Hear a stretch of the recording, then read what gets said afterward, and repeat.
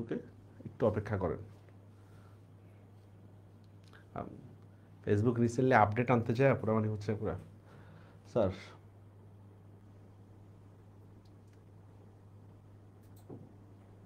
হ্যাঁ, ফেসবুকে আসছে। হ্যাঁ, ওকে, ঠিক আছে, আমরা শুরু করি। হ্যাঁ, বিলাসী গল্প, সংলাপ, ছোট গল্প, কুইজ। প্রথমে বলে রাখি, সংলাপ এবং ছোট গল্প এই দুইটা কিন্তু অথবা দিয়ে আসবে। আমি আপনাদেরকে প্রেফার করব হচ্ছে আপনারা হচ্ছে এই জিনিসটা, এই যে ছোট গল্প জিনিসটা না দিয়ে হচ্ছে আমরা সংলাপ দেওয়ার চেষ্টা করব, ঠিক আছে? ছোট গল্পটা অ্যাভয়েড করে সংলাপটা দেওয়ার চেষ্টা করব, ঠিক আছে? আর হচ্ছে কুইজ আজকের পড়ার আলোচ্য বিষয়ের মধ্যে থাকবে। ওকে, হ্যাঁ, এভরিথিং ওকে? বলেন, ভিডিও সাউন্ড সব কিছু ঠিক আছে সবাই? ওকে, ঠিক আছে, ঠিক আছে। শোনেন, বিলাসী গল্প, বিশাল আলোচনা এটা নিয়ে। আমরা আগে কবি সাহিত্যিকের জীবনী টিবনী একটু পড়া দেখি, ওনারা কি বলতেছে না বলতেছে ইত্যাদি ইত্যাদি দেখি আমরা। বিলাসী, শরৎচন্দ্র চট্টোপাধ্যায় 1876 সালে জন্ম, 1938 সালে মৃত্যু, এটা জানি আমরা। মজার বিষয় হচ্ছে শরৎচন্দ্র চট্টোপাধ্যায় হচ্ছে ঢাকা বিশ্ববিদ্যালয় থেকে ডিলিট উপাধি পাইছিল। ডিলিট মানে হচ্ছে doctorate of literature. Saratchandra Saratchandra Chattopadhyay যেটা পাইছে। আচ্ছা, কেউ বলতে পারবেন একই বছর শরৎচন্দ্রের সাথে ঢাকা ভার্সিটি থেকে আরেকজন সাহিত্যিককে হচ্ছে ডিলিট উপাধি দেওয়া হয়, ওনার নাম কি? কে বলতে পারবেন? আমরা আজকে কুইজে কুইজে পড়বো স্যার। টেস্ট এক্সামে বাংলা এ প্লাস পাইছেন, তার মানে মারাত্মক, তার মানে আপনি আসলে খুব লেখাপড়া করছেন। সাধারণত টেস্ট এক্সামে বাংলা এ প্লাস পাওয়া যায় না। বলেন, শরৎচন্দ্রের সাথে আরেকজন সাহিত্যিককে হচ্ছে ঢাকা বিশ্ববিদ্যালয়ে একই বছর মানে 1936 সালে ডিলিট উপাধি দিছিল, সেই আরেকজনের নামটা কি বলতে পারবেন কেউ? জানেন না? একটু চেষ্টা করলেই হয়। আচ্ছা, এটা হচ্ছে রবীন্দ্রনাথ ঠাকুর। রবীন্দ্রনাথ ঠাকুরকে হচ্ছে ঢাকা বিশ্ববিদ্যালয়ে 1936 সালে একই বছর হচ্ছে ডিলিট উপাধি দিছে। আচ্ছা, দেখেন বিলাসী গল্পের মধ্যে দেখেন হুগলি জেলার দেবানন্দপুর গ্রামে, আমি যেগুলো মার্ক করে দিব এগুলো একটু দেখেন। এখানে শুধু এইচএসসি না, একটু অ্যাডমিশন লেভেলেরও কোশ্চেন থাকবে। হুগলি জেলার দেবানন্দপুর গ্রামে জন্ম, শিক্ষা জীবন এফএ। এফএ মানে হচ্ছে ফার্স্ট আর্টস, মানে যেটাকে আমরা বলি এইচএসসি পরীক্ষা। দরিদ্রতার কারণে বেশি লেখাপড়া করতে পারেন নাই। তারপর দেখেন 1903 সালে মায়ানমারের রেঙ্গুনে কেরানি পদে চাকরি করেন, ভালো কথা। পরবর্তী সাহিত্য সাধনায় পেশা ছিল। ওনার উপাধি হচ্ছে অপরাজেয় কথা শিল্পী, ওনার হচ্ছে উপাধি। আচ্ছা বলেন তো, আচ্ছা কথা সাহিত্যটার ইংরেজি পরিভাষা কি কেউ বলতে পারবেন? কথা সাহিত্য এটার ইংরেজি পরিভাষা কি কে বলিতে পারিবেন? কথা, রাইট, ফিকশন।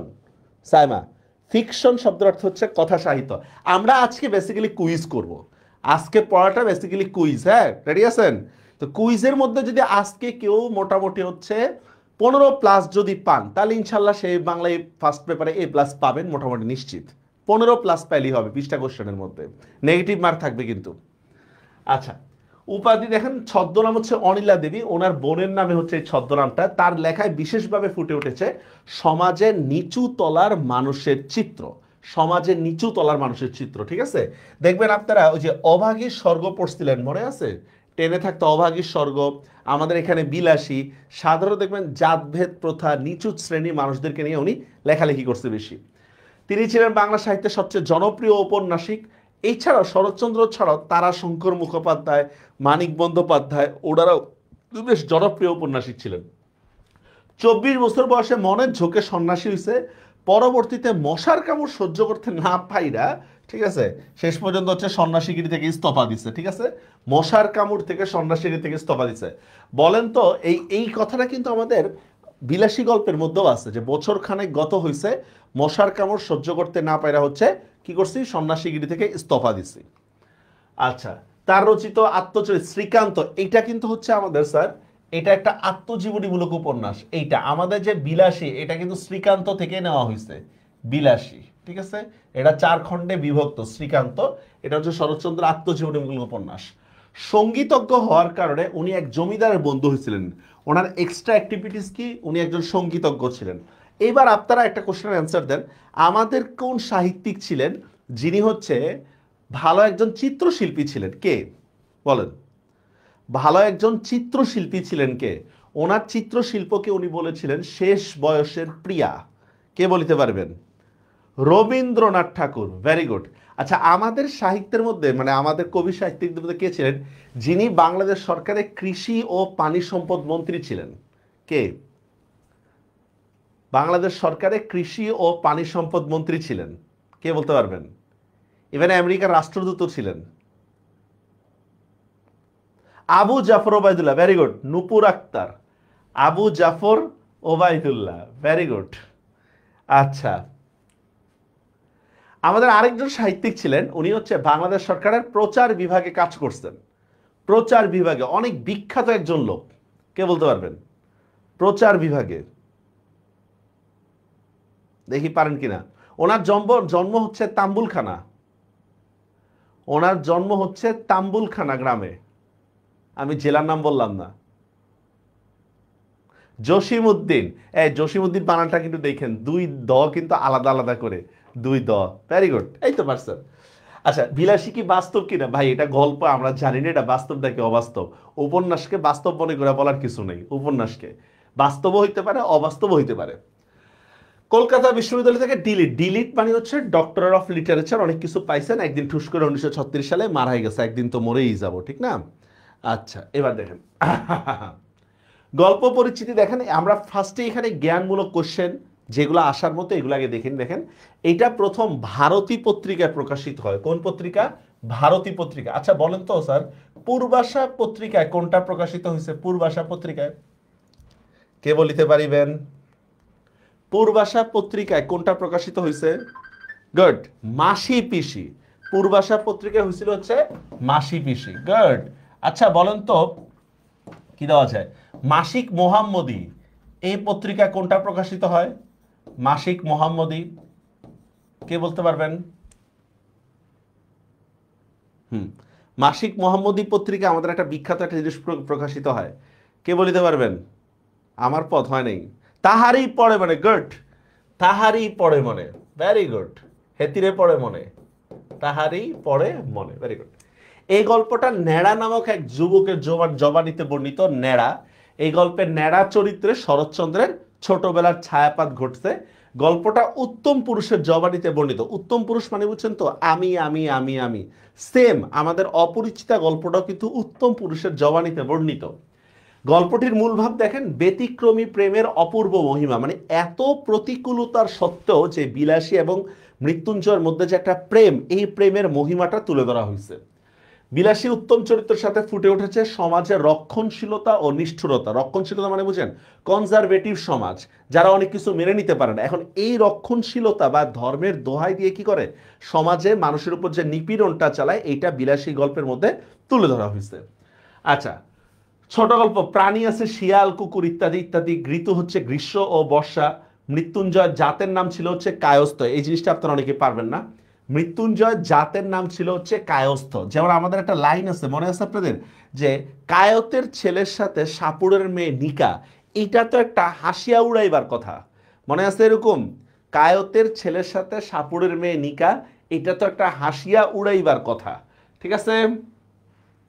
তারপর দেখেন, আচ্ছা, আর বংশের নাম হচ্ছে মিত্তির। মিত্তির কেন? একটা লাইন আছে এরকম যে খুড়া চলিলেন মিত্তির বংশের অভিভাবক হইয়া, আর আমরা চলিলাম গ্রামের বদন যেন দগ্ধ না হয়। মনে আছে এরকম? আচ্ছা, তারপর দেখেন, সমাজের নাম হচ্ছে কোরেলা হরিপুর। দিন হচ্ছে শনিবার মঙ্গলবার। যেমন একটা লাইন আছে, আজ শনিবার আজ মঙ্গলবার। গ্রন্থের নাম ভূদেব বাবুর পারিবারিক প্রবন্ধ ইত্যাদি ইত্যাদি।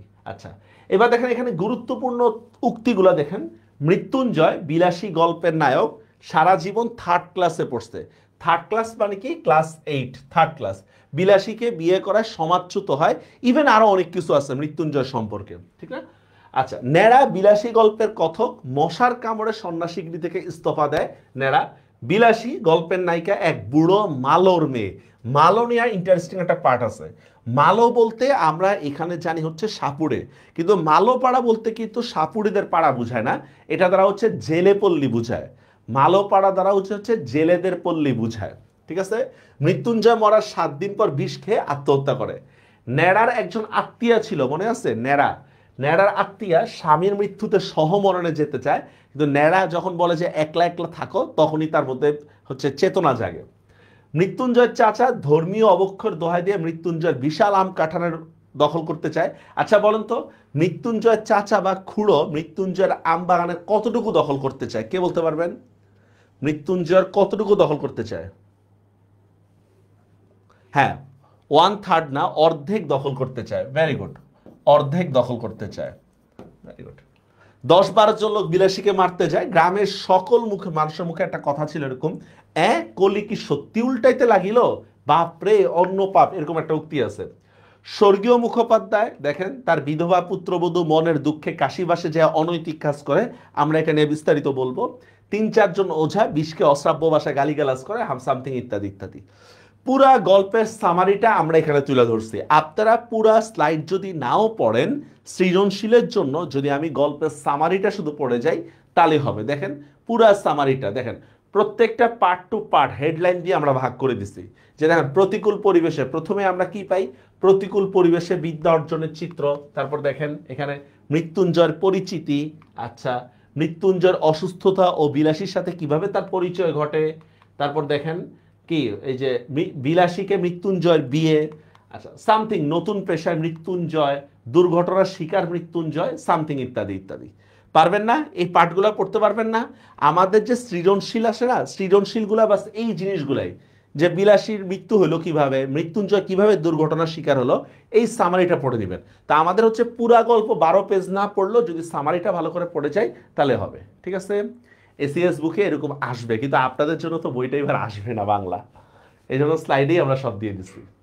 তো রেডি? আমরা মেইন পড়ায় চলে যাই। আমরা 2 পৃষ্ঠা পড়ে আমরা আবার কুইজে চলে যাব। আগে বলেন আপনাদের কোনো কিছু জানার আছে কিনা এই বিষয়ে? কোনো কিছু জানার থাকলে বা বলার থাকলে আগে বলেন। বাংলা বই পাইছেন আপনারা? কি বলেন? রম্বস পাবলিকেশন থেকে বাংলা বই চলে আসছে আপনাদের?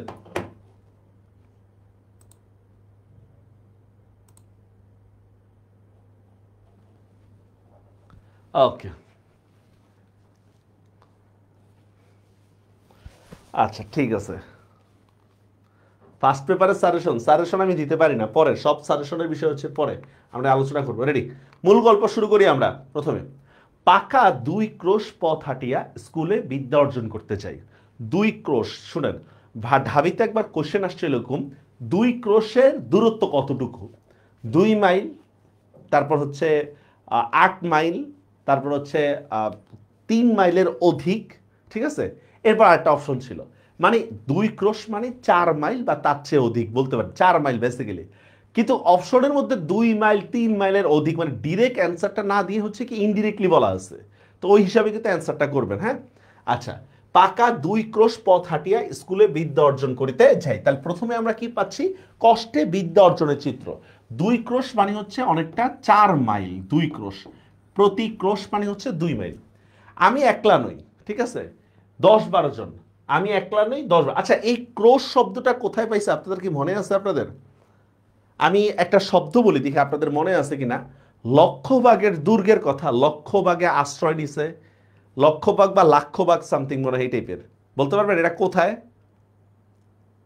হ্যাঁ, নাটকের মধ্যে আছে। ভেরি গুড, নাটকের মধ্যে। এর নাম হচ্ছে কি, কি রায় জানি, আমি ঠিক পড়তে পারলাম না আর কি, চলে গেছে। সিরাজ লাক্ষবাগে আশ্রয় দিচ্ছে। Very good.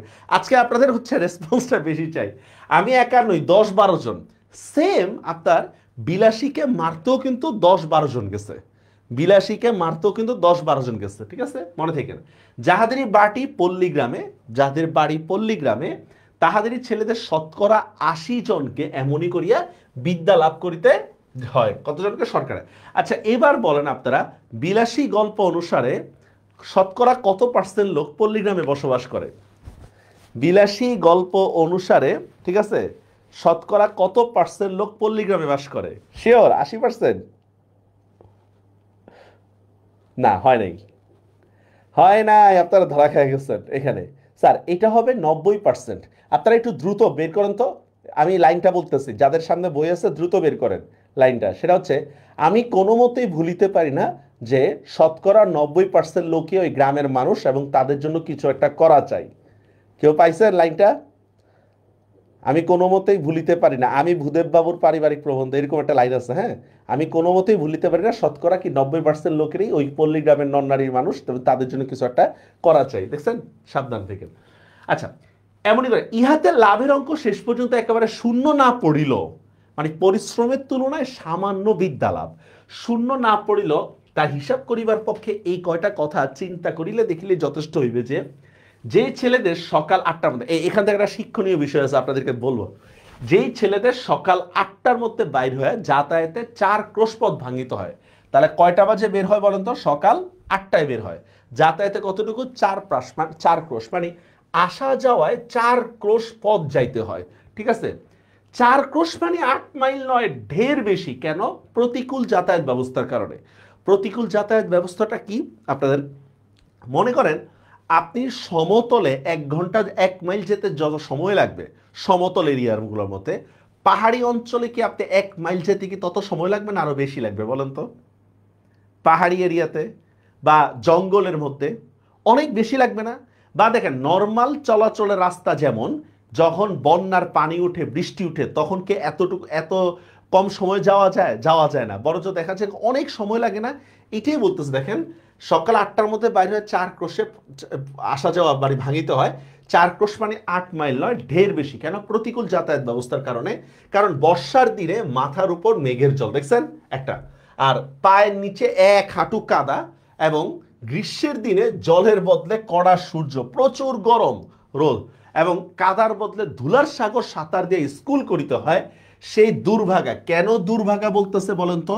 এখানে দুর্ভাগা বলতেছে প্রতিকূল বিদ্যা ব্যবস্থা বা প্রতিকূল ব্যবস্থা, ঠিক আছে? বিদ্যা অর্জনের জন্য যে এই কষ্টটা করতেছে, এই জন্য বলতেছে কি দুর্ভাগা। সেই দুর্ভাগা বালকদের মা সরস্বতী, সরস্বতী বুঝছেন তো, বিদ্যা দেবী, মা সরস্বতী খুশি হয়ে বর দিবেন কি? বর মানে হচ্ছে আশীর্বাদ। এটার মানেটা কি বুঝে না? মনে করেন একবার 4 মাইল, একবার 8 মাইল, আরে আসায় যাওয়া, যেতে 4 মাইল, আসতে 4 মাইল, তাহলে 8 মাইল হলো না টোটাল? কি বলেন? 2 ক্রোশ 2 ক্রোশ মানে 4 মাইল 4 মাইল, ঠিক আছে? যাইতে 2 মাইল, যাইতে 4 মাইল, আসতে 4 মাইল, এইটাই বলতেছে, পাকা 4 ক্রোশ। বুঝছেন এবার? হ্যাঁ, যাওয়া আসা বলতেছে।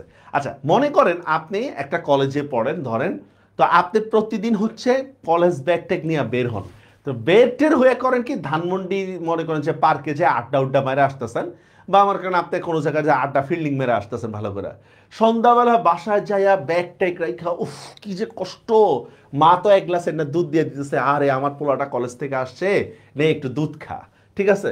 তো এখন কি, আপনি তো আসলে কলেজ থেকে পড়ে আসেন, আপনি তো ফিল্ডিং মেরে আসছেন, ঠিক না? এখন এইটাই বলতেছে যে এই বাচ্চারা কি আর লেখাপড়া করবে, লেখাপড়া করার কোনো দরকার নেই, এই যে কষ্ট করতেছে, এই কষ্ট দেখেই সরস্বতী দেবী, সরস্বতী কি করবে? খুশি হয়ে বাচ্চাদেরকে আশীর্বাদ করে দিবে, ঠিক আছে? বাবারা তোদের কোনো লেখাপড়ার দরকার নেই, তোরা যে কষ্ট করতেছ এটাই তোদের জন্য যথেষ্ট। বুঝা গেছে বিষয়টা? এই টাইপের। হ্যাঁ, আশীর্বাদ করে দিবেন। তাহাদের যন্ত্রণা দেখে তিনি যে কোথায় মুখ লুকাবেন, কেন মুখ লুকাবেন? লজ্জায়। বুঝতে পারছেন? কেন? লজ্জায় মুখ লুকাবেন তা তিনি ভাবিয়া পান না। মানে বাচ্চাদের কষ্টে বিদ্যা অর্জনের চিত্র দেখে কি সরস্বতী আশীর্বাদ দিয়ে যাবেন বাচ্চাদের কষ্টে বিদ্যা অর্জনের চিত্র দেখে, ঠিক আছে? যেমন অনেক সময় এরকম হয় আমাদের, অনেক সময় এমন হয় আমাদের যে গার্ডিয়ান এসে বলতেছে স্যার আমার মেয়েটা পড়ে না। আচ্ছা, খুব ভালো কথা, কেন পড়ে না, কি হয়েছে না হয়েছে? পরে মনে করেন রুটিন এরকম যে সকাল 7টা থেকে নিয়ে হচ্ছে 10টা পর্যন্ত স্কুল, তারপর 2টা কোচিং করে, এরপর 4 জন টিচারের কাছে প্রাইভেট পড়ে। এখন যদি গার্ডিয়ান যদি বলে স্যার আমার মেয়েটা পড়ে না, এখন আসলে বলেন তো যে কারে পড়ানো উচিত? বাচ্চারে পড়ানো উচিত না বাচ্চার মারে পড়ানো উচিত? কি মনে হয়? আচ্ছা, ঠিক আছে। তো এই জন্যই আর কি। আর আচ্ছা, এখানে একটা কথা আছে, দেখেন সকাল 8টার মধ্যে যাতায়াতে 4 ক্রোশ পথ ভাঙিতে হয়। আপনারা তো এখন অনলাইনে আছেন, এই যে অনলাইন আসার কারণে, আমি জানি না আপনারা কে কি মনে করেন, অনলাইন আসার কারণে সবচেয়ে বেশি ক্ষতি হয়েছে ঢাকা এবং শহরের স্টুডেন্টদের, সবচেয়ে বেশি ক্ষতি হয়েছে। আর সবচেয়ে বেশি লাভ হয়েছে গ্রামের স্টুডেন্টদের। কেন? টু বি অনেস্ট, আগে একটা সময় ছিল এরকম, পুরা থানার মধ্যে ভালো একজন ফিজিক্সের টিচার নাই, পুরা থানার মধ্যে ভালো একজন কেমিস্ট্রি টিচার নাই। স্বভাবতই হচ্ছে পার্বত্য অঞ্চলগুলোর মধ্যে যে স্টুডেন্টগুলো ছিল তারা পিছিয়ে থাকতো, গ্রামীণ অঞ্চলগুলোর মধ্যে যারা ছিল তারা স্টুডেন্টরা পিছিয়ে থাকতো, শহরের সাথে মিলাইতে পারতো না। আপনি গ্রামের একটা প্রত্যন্ত কলেজের পড়া আর নটরডেমের পড়া, দুইটা তার একটা, ঠিক না?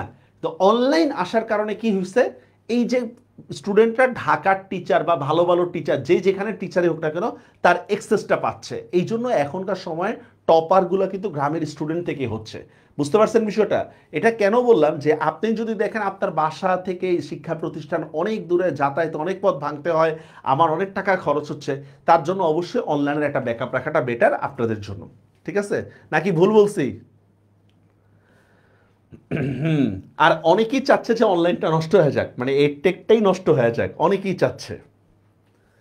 ওকে, পরে কৃতবিদ্য মানে যে যারা শিক্ষা লাভ করছে, শিশুর দল বড় হয়ে একদিন গ্রামেই বসুন আর ক্ষুধার জ্বালায় অন্যত্রই যান। ক্ষুধার জ্বালা তার মানে মানুষ মাইগ্রেট হয় কেন বলেন তো? দরিদ্রতার কারণে মানুষ মাইগ্রেট হয়, দরিদ্রতার কারণে। ক্ষুধার জ্বালায় অন্যত্রই যান, তাদের চারটো সাটা বিদ্যার তেজ আত্মপ্রকাশ করিতেই হইবে। বিদ্যা নিয়ে অহংকার দেখাইতে হবে, বেটা আমি ঢাকা বিশ্ববিদ্যালয়ের স্টুডেন্ট, জান্নাত তো নিশ্চিত, আমি বুয়েট, আমি মেডিকেল, আমি অমুক কলেজ, কি দাপট দেখায় না? কি বলেন? এই যে বিদ্যা নিয়ে অহংকার। কেহ কেহ বলেন শুনিয়াছে, আচ্ছা যাদের ক্ষুধার জ্বালা তাদের কথা নহে নাই পারিলাম, মানে হচ্ছে অভাবী লোকেরা গ্রাম ছেড়ে যাবে, এটা স্বাভাবিক, অভাবী লোকেরা। কিন্তু যাদের সে জ্বালা নাই, মানে সচ্ছল লোকের কথা বলতেছে, যাদের সে জ্বালা নাই তেমন সব ভদ্রলোকই বা কি সুখে গ্রাম ছাড়িয়া পলায়ন করে। বুঝতে পারছেন বিষয়টা? যারা অভাবী তারা গ্রাম ছেড়ে যাক, সমস্যা নেই। তো যারা অভাবী না তারা কেন গ্রাম ছাড়িয়া পলায়ন করে? এটার কারণটা কি বলেন তো? কি কারণে পলায়ন করে? শিক্ষা, প্রতিকূল শিক্ষা ব্যবস্থার কারণে।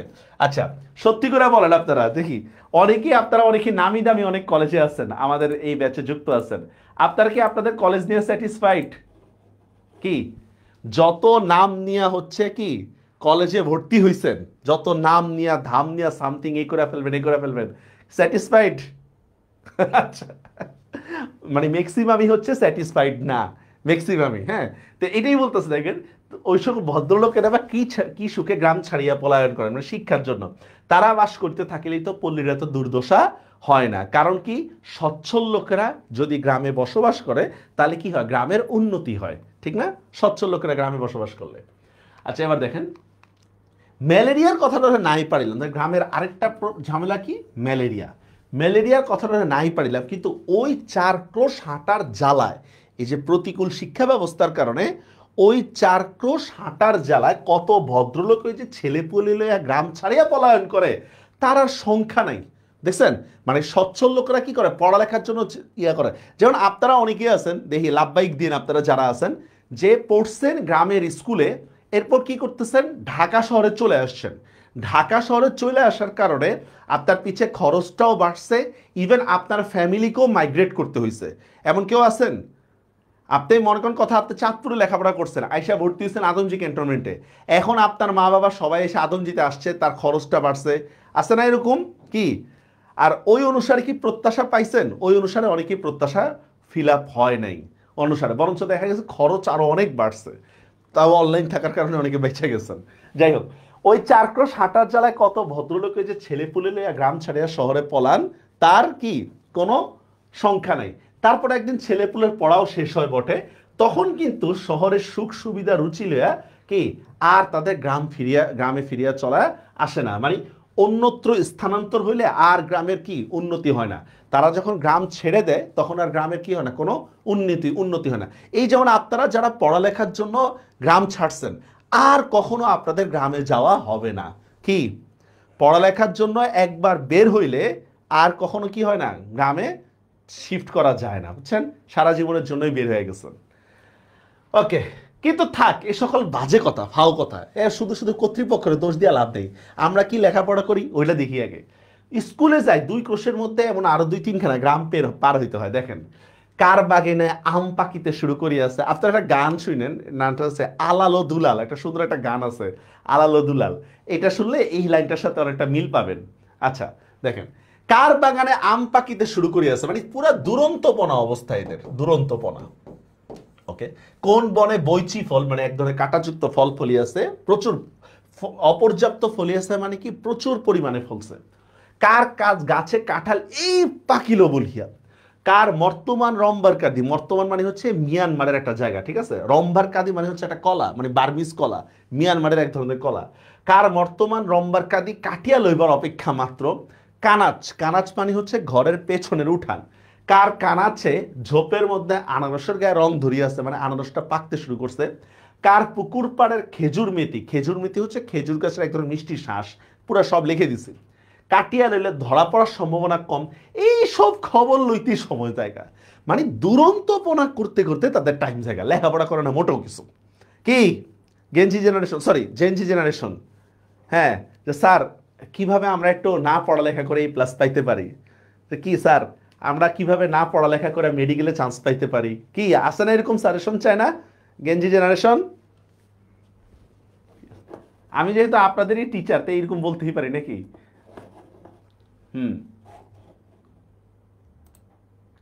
স্যার কিভাবে না পড়া ভালো একটা রেজাল্ট করতে পারি, পড়ালেখা ছাড়া আমরা সবকিছুই করতে পারবো নাকি? কোনো দেশ স্বাধীন করতে চাইলে বললেন ওটা করে দিবনি। ওকে ওকে, দেখেন কিন্তু আসল যা বিদ্যা, আসল যা বিদ্যা মানে হচ্ছে পড়ালেখার কথা বলতেছে, মানে বই পড়ার কথা বলতেছে। আসল যা বিদ্যা, যে কামাসকাটকা, এটা রাশিয়ার একটা উপদ্বীপ, কামাসকাটকার রাজধানীর নাম কি, এবং সাইবেরিয়ার খনির মধ্যে রূপা মেলে না, জেনারেল নলেজ যেটাকে আমরা বলি, সাইবেরিয়ার রূপার মধ্যে সোনা মেলে না, রূপা মেলে খনির মধ্যে, এই সকল দরকারি তথ্য অবগত হওয়ার ফুরসতই পাই না। ফুরসত মানে সময়, মানে বই পড়ার টাইমই পাই না। বুঝতে পারছেন বিষয়টা? মানে পরীক্ষার চিন্তায় পড়াই আসতেছে না মন দিয়া, এরকম হয় না এরকম যে পরীক্ষার চিন্তায় পড়তে বসতে মন চাইতেছে না, এই টাইপের, ঠিক আছে? ওকে ওকে, এই সকল দরকারি তথ্য অবগত হওয়ার ফুরসতই মেলে না, মানে তারা মোটেও বই পড়ে না, কেবল কি দুরন্তপনা করে বেড়ায়, ঠিক আছে? কাজে এক্সামিনের সময় আসলে এডেনকে জিজ্ঞেস করলে বলি পার্সিয়ার বন্দর। এডেন হচ্ছে আরবের একটা বন্দর, ওরা কি বলে এটা হচ্ছে ইরানের বন্দর, ইরান। এডেন কি, এটা হচ্ছে পার্সিয়ার একটা বন্দর। আর হুমায়ুনের বাপের নাম জিজ্ঞেস করে দিয়ে লিখতে যে তোগলক খা, হুমায়ুনের সাথে তোগলকের কোনো মিলই নেই। কথা হলো স্যার কি চাইছে এটা বড় বিষয় না, আমি কি জানি এটা হচ্ছে বড় কথা। এমনও বলতে পারে হুমায়ুনের বাপকে আমি, এই টাইপের। আজ আমার পোলার নাম রাহুম হুমায়ুন, বাপের নাম জিজ্ঞাসা কি দান চেললে দিয়ে আসে কি তোগলক খা। আজও 40-এর কোঠা পার হইয়া দেখি ও সকল বিষয়ের ধারণা প্রায় একই রকমই আছে। মানে ওই যে ছোটবেলায় যে আপনি পড়েন নাই, পড়ালেখা করেন নাই, সেম এখনো কি ওইভাবে কি ওই ধারণাটা রয়ে গেছে, পড়াশোনায় কোনো মনোযোগ নাই, বা ভুল যে জানছেন ওই ভুলটাই রয়ে গেছে। কাজে এক্সাম প্রমোশনের দিন, প্রমোশন দিন মানে হচ্ছে ফলাফলের দিন, কাজেই প্রমোশনের দিন, স্যার ইয়েলো হাইলাইটগুলো, হ্যাঁ ইয়েলো হাইলাইটগুলো এমসিকিউর জন্য বেশি ইম্পর্টেন্ট। প্রমোশনের দিন মুখ ভার করিয়া আসিয়া ফিরিয়া কখনো বা দল বাঁধিয়া মতলব করি মাস্টারকে ঠেঙানো উচিত। এই শালা মাস্টারকে ঠেঙানো উচিত কেন? মাস্টার নাম্বার দেয় না, নিজে খারাপ করছে, দোষ কার? মাস্টারের। ঠিক আছে, যেমন এই যে আপনাদেরকে বলি, আপনাদের রেজাল্ট খারাপ হইলে সবার উপরে কার উপর দেওয়া ঝড় যায় বলতে পারবেন? সবার উপরে। আপনাদের যিনি হচ্ছে ঘরের টিচার থাকে, বাসায় এসে পড়ায়, তার উপর দিয়ে ঝড় যায়, ঠিক না? দেখবেন আপনারা অনেকে কলেজের মধ্যে পরীক্ষায় খারাপ করেন, কি কারণে খারাপ করতেছেন এটাও জানেন না, খারাপ করতেছেন। একবার আমার কাছে এক গার্ডিয়ান আসছে, আইসা কান্দতেছে, আরে কান্দারে, ওনার কান্দা দেখে আমার সাথে হাসা। কি হয়েছে? ওনার মেয়ে ইংরেজি প্যারাগ্রাফ লিখছে, 10-এ 0 দিছে, এই জন্য ওনার কান্না যে আল্লাহ আমার মেয়েটা কি ইংরেজিতে পাশ করবে কিনা। তে আচ্ছা কি হয়েছে, মেয়েরে বললাম কি সমস্যা, যে টু দ্য প্রিন্সিপাল, ভুল ক্রমে হচ্ছে প্রিন্সিপালের পিটা ছোট হাতের হয়ে গেছে গা। টিচার কি করছে, 10 নম্বরে 1 নম্বরও দেয়নি। এখন বলেন দোষটা কি আসলে মেয়ের? টিচার তো এটা লজিক না যে আমি 10-এ 1 নম্বর দেবেন, এটা কোনো লজিক্যাল কোনো বিষয় না, ঠিক না? গার্ডিয়ান কান্দতেছে, আমি কন এর কান্না দেখে আমার হাসি যেতেছে যে আপনারা তো সিরিয়াস কেন বলেন। তো এরকম যে কলেজের মধ্যে খারাপ করছেন আপনি, কেন খারাপ করছেন? খাতা দেখার কোনো বইয়ে নেই। তুমি ফিজিক্সের নাম্বার কম পাইছো কেন? আমার অঙ্ক কি ভুল হয়েছে? না, হ্যাঁ ভুল হয়েছে। খাতা দেখান তাহলে, না খাতা দেখাইতে পারবো না, যা বলছি তাই, এটা বিশ্বাস করে না, পশ্চিম দিকে ফিরা কইছি না, বিশ্বাস করে নাও। কিরকম হয় না এরকম হয়? আমাদের গার্ডিয়ানরা যায় না, কলেজ কর্তৃপক্ষের কিছু বলতে পারে না যে কেন এটা নাম্বার কম পাইছে, আমাদেরকে খাতা দেখান, ওটা বলতে পারে না। যা কার উপর দিয়ে ডিপেন্ড করে, ঘরে এসে যে টিচার পড়ায়, তারপর হচ্ছে কোচিংয়ে যায় বলে, আর হচ্ছে আপনার যে স্টুডেন্টের উপর তাহাসি। ওকে, খারাপ ফলের কারণে কখনো আবার ঠিক করি অমন বিশ্রী স্কুল ছাড়িয়া দেওয়াই করতো, খারাপ স্কুল, লেখাপড়া কিচ্ছু হয় না, নিজে যে লেখাপড়া করি না ওইটা না, দোষ কার? স্কুলের। মানে নিজের দোষ কার উপর দিয়ে দেওয়া, অপরকে দায় দেওয়া, বা নিজের দোষ অপরকে দিয়ে দেওয়া, এটাই হচ্ছে আমাদের কি কাজ। আচ্ছা এরপর দেখেন, আমাদের গ্রামের একটি ছেলের সঙ্গে মাঝে মধ্যে স্কুলের পথে দেখা হইতো। আচ্ছা, ভালো কথা। তার নাম ছিল মৃত্যুঞ্জয়। এখন দেখেন, মৃত্যুঞ্জয় শব্দের অর্থ হচ্ছে মৃত্যুকে জয় করে যে, মৃত্যুঞ্জয়। অবশ্য এই দেখা গেল সবার আগেই মারা গেছে, তার মানে নামের সাথে কাজের কোনো মিল নাই। ঠিক আছে, কি শান্ত নামের যারা হয় তারা কি আসলেই শান্ত থাকে? শুভ নামের যারা হয় তারা কি সবাই শুভ আর শুভ বার্তা নিয়ে আসে? এই টাইপের।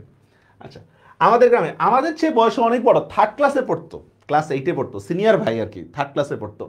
কবে যে প্রথম থার্ড ক্লাসে উঠছিল এই খবর আমরা কেউই জানি না। এখানে তিনটা বিষয় এসে মনে রাখবেন। ইতিহাসের, আচ্ছা, প্রত্নতাত্ত্বিক যদি বলি, প্রত্ন লেখার প্রত্নতাত্ত্বিক বিষয় হচ্ছে অষ্টম, মানে অষ্টম শ্রেণীর পড়া। ইতিহাসের বিষয় হচ্ছে সে কবে, সপ্তম, অতীতকাল। আর হচ্ছে খবর পায় নাই, খবর পায় নাই সেটা হচ্ছে, খবর পায় নাই সেটা হচ্ছে নবম শ্রেণীর। যেহেতু এটা কি ভবিষ্যৎকাল এরিয়া বুঝাচ্ছে, নবম শ্রেণীর। মানে যদি বলা হয় সে কোন ক্লাসে ছিল, ঐতিহাসিকদের মধ্যে ইয়া আছে, সেটা হবে সপ্তম ক্লাস। প্রত্নতত্ত্বর কাজটা কি, যে জিনিসটা স্টিল আছে ওটাকে নিয়ে গবেষণা করা, ওই স্টিল কোন ক্লাসে, অষ্টম ক্লাসে। এই জন্য প্রত্নতাত্ত্বিকদের গবেষণা বিষয় যেগুলো বলতে থাকেন। কবে যে প্রথম থার্ড ক্লাসে সে উঠিয়াছিল এই খবর আমরা কেউই জানতাম না, সম্ভবত তা প্রত্নতাত্ত্বিকদের গবেষণার বিষয়, দেখছেন। তবে আমরা কিন্তু সারা জীবনে থার্ড ক্লাসটাই চিরদিন দেখে আসতেছি, জন্মের পর থেকে দেখতেছি সে থার্ড ক্লাস। তার ফোর্থ ক্লাসে পড়ার ইতিহাস দেখছেন, তার ফোর্থ ক্লাসে পড়ার ইতিহাস কখনো শোনা যায়নি, কারণ ফোর্থ ক্লাস তো অতীতকাল, অতীতকালের ইতিহাস কখনো শোনা যায়নি। সেকেন্ড ক্লাসে উঠার সংবাদও কখনো পাইনি, দেখছেন। কোন সংবাদ পাইনি? সেকেন্ড ক্লাসে উঠার। মৃত্যুঞ্জয় বাপ মা ভাই বোন কেউ ছিল না, ছিল শুধু গ্রামের এক প্রান্তে একটা প্রকাণ্ড আম কাঁঠালের বাগান, আর তার মধ্যে একটা পোড়ো বাড়ি, মানে পরিত্যক্ত বাড়ি, আছলে জ্ঞাতি খুঁড়া। দেখেন এখানে একটা কটাক্ষ করে একটা কিছু বলতেছে। কটাক্ষটা কিভাবে? মনে করেন আমি আপনাকে বললাম, এই তোমার কে কে আছে বলো। ভাই, আমার 50,000 টাকা আছে, আর আমার একটা ছোট বোন আছে। এটার মানে কি বুঝায় বলেন তো? ছোট বোনের সাথে তার সম্পর্ক ভালো না খারাপ বলেন তো? যদি বলা হয় এরকম যে আমার 50,000 টাকা আছে আর আমার একটা ছোট বোন আছে, ভালো না। মানুষ রক্তের সম্পর্কটাকে আগে আনে, ঠিক না? এটাই তো আমাদের পরিচয়, রক্তের সম্পর্কটা। কিন্তু এখানে দেখেন রক্তের সম্পর্ককে আগে নাই না, তার জিনিসপত্রের সম্পর্কটা আগে আনতেছে, মানে চাচার সাথে তার সম্পর্ক আসলে ভালো না। বুঝতে পারছেন? এটাই খুড়ার কাজ ছিল ভাইপোর নানাবিধ দুর্নাম রটনা করা। কি বলেন? আমাদের মুরব্বী টাইপের লোকেরা থাকে না, এদের কাজ কি বলেন তো? কি দুর্নাম রটনা করে না? যেমন গ্রামের মানুষ অত্যন্ত সহজ সরল মানুষ, সত্যিকার অর্থে কিন্তু তারা সহজ সরল। যতক্ষণ পর্যন্ত জমি জমা ভাগ না হয়, যতক্ষণ তাদের সাথে হচ্ছে কোনো কাজ না করা হয়, ততক্ষণ কিন্তু তারা খুবই সহজ সরল মানুষ, ঠিক না? আচ্ছা, বাবারে, একজন লেখছে স্যার ঘুম আসছে, এখন কি কি করবো বলেন? বালিশ পাইতে দিব? মানে কি অবস্থা যে আমার ঘুম আসছে স্যার, তাহলে আপনার সম্মানার্থে ক্লাস অফ করে দিই। সে গাঁজা খায়, গুলি খায়, এমনি আরো কত কি। আরেকটা কাজ ছিল, হ্যাঁ, তার বলিয়া বেড়ানো। ওই বাগানের অর্ধেকটা হচ্ছে তার নিজের, ঠিক আছে। দেখো কতটুকু, অর্ধেকটার কথা বলতেছে। আসলে কি, সম্পত্তি দখলের অপচেষ্টা, ঠিক আছে। একটা মিথ্যাকে যদি আপনি কি করেন, আপনি একটা মিথ্যাকে যদি হচ্ছে বারবার কি করেন, সত্যি বলে প্রচার করেন, দিন শেষে ওটা কি হয়ে যায়, সত্যি হয়ে যায়। গুলি হচ্ছে অনেকটা ডাইল আছে না, ডাইল, নেশা জাতীয় দ্রব্য আর কি, নেশা জাতীয় দ্রব্য। আচ্ছা, নালিশ করিয়ে দখল করা, নালিশ মানে এখানে মামলার কথা বলতেছে। মামলা করলে কি হয়ে যাবে, দখল হয়ে যাবে। অবশ্য দখল একদিন তিনি পাইয়াছিলেন, সেটা জেলা আদালতে নালিশ করিয়া নয়, উপরের আদালতের হুকুমে, মানে মৃত্যুঞ্জয়ের মৃত্যুর মাধ্যমে, ঠিক আছে। কিন্তু সেই কথা পরে হইবে। ভাই গুলি কি, এটা জানা তো ইম্পর্টেন্ট কিছু না, ইয়াবা কি দেখা নিয়ে ইউটিউবে শেষ। মৃত্যুঞ্জয় নিজের আধিয়া খাইতো এবং আমের দিনে ওই আম বাগানটা জমা দেওয়া মানে হচ্ছে আম বাগানটা ভাড়া দেওয়া, ঠিক আছে, অথবা আমরা লিজ বলে। এই রাজশাহীতে আছেন কারো বাড়ি, রাজশাহীতে আম বাগান লিজ দেয়, রাজশাহীতে,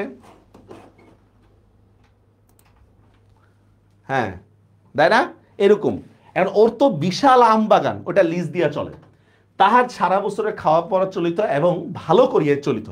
যেদিনই দেখা হইছে সেদিনই দেখিয়াছে মৃত্যুঞ্জয় ছেঁড়া খোড়া মলিন বইগুলো বগলে করিয়া পথের এক ধার দিয়া নীরবে চলিতেছে। তাহাকে কোনোদিন কারো সহিত যাচিয়া মানে আগ্রহ সহকারে যাচিয়া আলাপ করিতে দেখি নাই। মানে কারো সাথে সে আগ বাড়ায় কথা বলতো না, ঠিক আছে, কারো সাথে, ঠিক আছে। বরঞ্চ উপযাচক মানে বুঝেন, নিজেরা আমরা সেদে কথা বলে না, এরকম আগ্রহ সহকারে, বরঞ্চ উপযাচক হইয়া কথা কহিতাম আমরাই। মৃত্যুঞ্জয় কারোর সাথে খাতিল করতো না, আমরাই যে মৃত্যুঞ্জয়ের সাথে খাতিল করতাম। কেন? তার প্রধান কারণ ছিল দোকানের খাবার কিনিয়া খাওয়াইতে মৃত্যুঞ্জয়ের কি ছিল না, জোড়া ছিল না। তাহলে মৃত্যুঞ্জয়ের একটা বড় গুণ কি ছিল বলুন তো? দোকানের খাবার কিনিয়া খাওয়ানো। আর শুধু ছেলেরাই নয়, মানে ছেলেরা যে লোভী বিষয়টা এমন না, ছেলের বাপেরাও সেম। ঠিক আছে, দেখেন ছেলেরাই নয় বরং কত ছেলের বাপ যে কতবার গোপনে ছেলেকে দিয়া তার কাছে স্কুলের মাহিনা হারায় গেছে। মাহিনা শব্দের অর্থ কি? বেতন। মাহিনা হারায় গেছে, বই চুরি হয়ে গেছে ইত্যাদি বলিয়া টাকা আদায় করিয়া নিত, তাহা বলিতে পারি না। মানে কি? বিভিন্ন অজুহাতে, বিভিন্ন অজুহাতে মৃত্যুঞ্জয়ের কাছ থেকে কি করতো? টাকা আদায় করতো মৃত্যুঞ্জয়। আচ্ছা ভালো কথা, টাকা আদায় করো, ভালো কথা, কিন্তু দেখেন ছেলের বাপেদের ইয়াটা কি, মানসিকতা কি? কিন্তু ঋণ স্বীকার করা তো দূরের কথা, মানে কৃতজ্ঞতা বোধ তো পরের কথা, কোনো কৃতজ্ঞতাই নাই। কৃতজ্ঞতা না থাকা, ঠিক আছে, অকৃতজ্ঞ যেটাকে আমরা বলি, কৃতজ্ঞতা দূরের কথা, ছেলে তার সহিত একটা কথা কহিয়াছে, এই কথা কোনো বাপ ভদ্র সমাজে কবুল করিতে চাহিত না। এটার মানে বুঝছেন? মানে মৃত্যুঞ্জয়ের কাছ থেকে ছেলের বাপেরা বিভিন্ন অজুহাতে টাকা আদায় করে নিত, কিন্তু তার ছেলে যদি মৃত্যুঞ্জয়ের সাথে যদি প্রকাশ্যে কথা বলে তাহলে ছেলের বাপেরা পিড়াইতো। মানে টাকা নেওয়ার সময় মৃত্যুঞ্জয় আছে, টাকা নেওয়ার সময় কিন্তু মৃত্যুঞ্জয়ের পরিচয় দেওয়া যাবে না। দেখেন কি পরিমাণ অকৃতজ্ঞ মানসিকতা। ভদ্র সমাজে কবুল করিতে চাহিতো না। গ্রামের মধ্যে ছিল মৃত্যুঞ্জয়ের এমনই সুনাম, এটা ব্যঙ্গ করে বলতেছে, এমনই সুনাম। মানে গ্রামবাসীরা গোপনে মৃত্যুঞ্জয়ের কাছ থেকে সাহায্য নিত, কিন্তু প্রকাশ্যে মৃত্যুঞ্জয়ের সাথে সম্পর্ক রাখিত না। বুঝতে পারছেন? এটা লোভী, এটা মারাত্মক লোভী। ঠিক আছে, আচ্ছা তারপর দেখেন, অনেকদিন মৃত্যুঞ্জয়ের সাথে দেখা নেই, অনেকদিন। একদিন শোনা গেল সে মর্মর। মর্মর মানে কি? একবারে মুমূর্ষ অবস্থা, শেষ, অকৃতজ্ঞ। একদিন শোনা গেল মালোপাড়া। স্যার এই যে মালোপাড়া, এটা শব্দার্থটা আমি লিখে দিছি এখানে, শব্দার্থটা আপনারা দেখেন, পরবর্তীতে অনেকে আছেন ক্লাস করতে পারবেন না, শুধু স্লাইডগুলো পড়লেই চলবে। আর এই স্লাইডগুলো কিন্তু অনলি আপনাদের জন্য। দেখেন দেখেন, মালোপাড়া বলা হয় যারা জেলে, এই জায়গাটাকে বলা হয় মালোপাড়া। কারণ পাড়া, পাড়া হইতে নিলে, ঠিক আছে, একটা বিশাল জায়গা দরকার। সাধারণত বলেন তো, জেলেদের সংখ্যা বেশি থাকে নাকি সাপ যারা ধরে তাদের সংখ্যা বেশি থাকে বলেন তো? হ্যাঁ, বলেন তো কাদের সংখ্যা বেশি থাকে? যারা জেলে। এই জন্য পাড়াটা হচ্ছে জেলেদের নামই হয়। মালোপাড়ার এক বুড়ো মালব তার চিকিৎসা করিয়া এবং তার মেয়ে বিলাসী সেবা করে মৃত্যুঞ্জয়কে জমের মুখ হইতে, জম মানে বুঝছেন তো, এখানে মৃত্যুর কথা বলতেছে, জম। যেমন আপনাদের একটা লাইন আছে এরকম, বলেন তো, ধর্মরাজের দণ্ড, এটা কোথায় আছে ফার্স্ট পেপারে? ধর্মরাজের দণ্ড, রাজশাহী তো মালোপাড়া আছে। আচ্ছা, বিদ্রোহী কবিতায়, গুড। একটু পর আমি ঝামেলা লাগাবো, একটু আর 5টা মিনিট পড়ায়নি, তারপর আপনাদের দেখে নাচা ছাড়বো আপনাদেরকে। মৃত্যুঞ্জয়কে জমের মুখ হইতে এই যাত্রা ফিরিয়ে আনিয়াছে, মানে বাবার চিকিৎসা ও মেয়ের সেবায় কি হয়েছে, মৃত্যুঞ্জয় এবার কি ফিরে আসছে। অনেকদিন তাহার মিষ্টান্নের শব্দয় করিয়াছি, মানে অপব্যয় করছি, মনটা তার কেমন করিতে লাগলো, মন আমার কেমন কেমন করে, মানে কৃতজ্ঞতা বোধ জায়গা ওঠা। একদিন সন্ধ্যার অন্ধকার, এই সন্ধ্যার কথা আছে কোথায় বলেন তো? আমি লাইনটা বলতেছি, প্রতিদিন সন্ধ্যায় তার ব্যাপারে জিজ্ঞাসা করতে চাইতাম, এটা জানি কোথায় আছে? প্রতিদিন সন্ধ্যায় তার কথাটা, অপরিচিতা গল্পের মধ্যে, গুড, প্রতিদিন, হ্যাঁ। একদিন সন্ধ্যার অন্ধকারে লুকায়া, কেন? গ্রামবাসী যাতে না দেখতে পারে, দেখছেন, লুকায়া তাকে দেখতে গেলাম। দেখেন, তার পোড়ো বাড়িতে কোনো প্রাচীরের বালাই নেই। পোড়ো বাড়ি মানে কি বলছিলাম? পরিত্যক্ত বাড়িতে কোনো প্রাচীর নাই। ওকে, স্বচ্ছন্দে ভিতরে ঢুকিয়া দেখি ঘরের দরজা খোলা, একটি উজ্জ্বল একটি প্রদীপ জ্বলিতেছে। আর ঠিক সম্মুখে, সম্মুখে মানে বুঝেন তো, সামনেই, ঠিক সামনেই, ঘর দরজার সামনেই তক্তপোষ, যেটা কাঠের চৌকি বলি, এই তক্তপোষের কথা জানি কোথায় আছে বলতে পারবেন? ড্যাশ তক্তপোষের উপরে বসা, এটা জানি কোথায় আছে? ড্যাশ তক্তপোষের উপর বসা, এটা কোথায় আছে? অপরিচিতা গল্পের মধ্যে, অপরিচিতা, মামা মামা তক্তপোষের উপর বসে ছিল। তক্তপোষের উপর পরিষ্কার ধবধবে বিছানায় মৃত্যুঞ্জয় শুয়ে আছে। তার কঙ্কাল সার, মানে কি কঙ্কালের মতো, তার কঙ্কাল সার দেহের দিকে চাহিলে বোঝা যায় বাস্তবিকে যমরাজ চেষ্টা ত্রুটি করে নাই। ঠিক আছে, মানে মৃত্যু একবার নিশ্চিত আছিল, আজরাইল কল দিছিল, রিসিভটা করে নাই। তবে শেষ পর্যন্ত সুবিধা করে উঠতে পারে নাই, সে কেবল ওই মেয়েটির জোরে। দেখছেন, তার মানে একটা মানুষের সেবা একটা মানুষকে কি করে, একবারে মৃত্যুর মুখ থেকে বাঁচায় আনতে পারে। আপনারা বলেন তো, অসুস্থ হইলে মা যখন আপনার কাছে কি করে, ডিম দুধ আগায় দেয়, তারপর হচ্ছে আপনার সেবা করে, তখন একটু অন্যরকম লাগে না? মনে হয় না যে না এই সংসারে আমার একটু দাম টাম আছে নাকি? মনে চায় না যে আরো কিছুদিন অসুস্থ থাকি? বিশেষ করে ছেলেরা নাকি? নয়তো মনেই হয় না যে এই সংসারে আমার কোনো দাম ধুম আছে নাই। আচ্ছা, ওই মেয়েটির জোরে সে শিওরে, শিওরে মানে মাথার নিকটে প্রথমবার তাহলে যখন গেছে তখন কি করছে দেখেন, এই যে সে শিওরে মাথার কাছে পাখার বাতাস করিতেছিল, অকস্মাৎ মানুষ দেখা চমকে উঠিয়া দাঁড়ালো, মানে হঠাৎ করে একজন অপরিচিত মানুষ দেখা বিলাসী চমকে উঠে দাঁড়ালো। এই সে বুড়ো সাপুড়ের মেয়ে বিলাসী, তার বয়স 18 কি 28 ঠাহর করিতে পারিলাম না, কারণ দীর্ঘদিন পরিশ্রম করার কারণে তার মধ্যে বয়সের ছাপ পড়ে যায়, দীর্ঘদিন পরিশ্রম করার কারণে। ঠিক আছে, যেমন এই যে মনে করেন পরীক্ষার 10 দিন আগে বা অ্যাডমিশনের সময় আপনাদের অনেকে চোখের নিচে কালি পড়ে যাবে, শরীর ভাঙা পড়বে, কেন? পড়তে পড়তে পড়তে পড়তে। বিলাসী তো আর পড়ালেখা করতেছে না, কিন্তু মৃত্যুঞ্জয় সেবা করতে করতে তার মধ্যে একটা বয়সের ভার চলে আসে। দীর্ঘদিন মৃত্যুঞ্জয় সেবা করার কারণে কি তার বয়সের ছাপ পড়ে গেছে। এটা কিন্তু অনুধাবনের জন্য অনেক গুরুত্বপূর্ণ। তো মুখের প্রতি চাহিবা মাত্র টের পাইলাম, বয়স যাই হোক, খাটিয়া খাটিয়া আর রাত জাগিয়া জাগিয়া ইহার মধ্যে আর শরীরের কিছুই নেই, ঠিক যেন ফুলদানিতে ভিজায় রাখা কি বাসি ফুলের মতো, হাত দিয়ে এতটুকু স্পর্শ করলে, এতটুকু নাড়াচাড়া করিতে গেলেই ঝরিয়া পড়িবে। ঠিক আছে, একটা রজনীগন্ধা ফুলকে আপনি উঠায় যদি কি করেন, যে টেবিলের উপরে যদি রাখেন পানি দিয়া, কিছুদিন পর পর শুকায় যাবে না? বিলাসী শরীরের অবস্থা হচ্ছে এরকম, যে ফুলদানিতে ভিজায় রাখা ফুলের মতো হাত দিয়ে এতটুকু স্পর্শ করলে কি সে ঝরিয়া পড়বে, মানে একেবারে পুরা ভেঙে পড়বে। ঠিক আছে, ভেঙে পড়বে, এইটাই বলতেছে। ওকে, আচ্ছা এবার আমরা একটু কুইজে যাই, রেডি? কুইজ।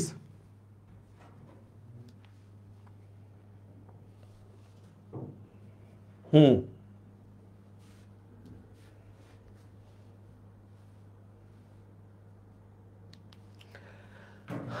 আচ্ছা, কুইজ কুইজ কুইজ কুইজ, আচ্ছা আসতেছে, একটু ওয়েট করি আমরা।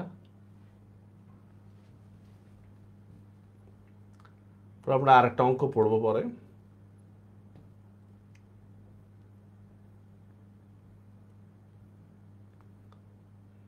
বিশাল বড় কুইজ। ওকে, ফার্স্ট কোয়েশ্চেন, আসেন বলেন, ক্ষুধার দৃষ্টিতে ক্ষমার অযোগ্য অপরাধ কোনটি?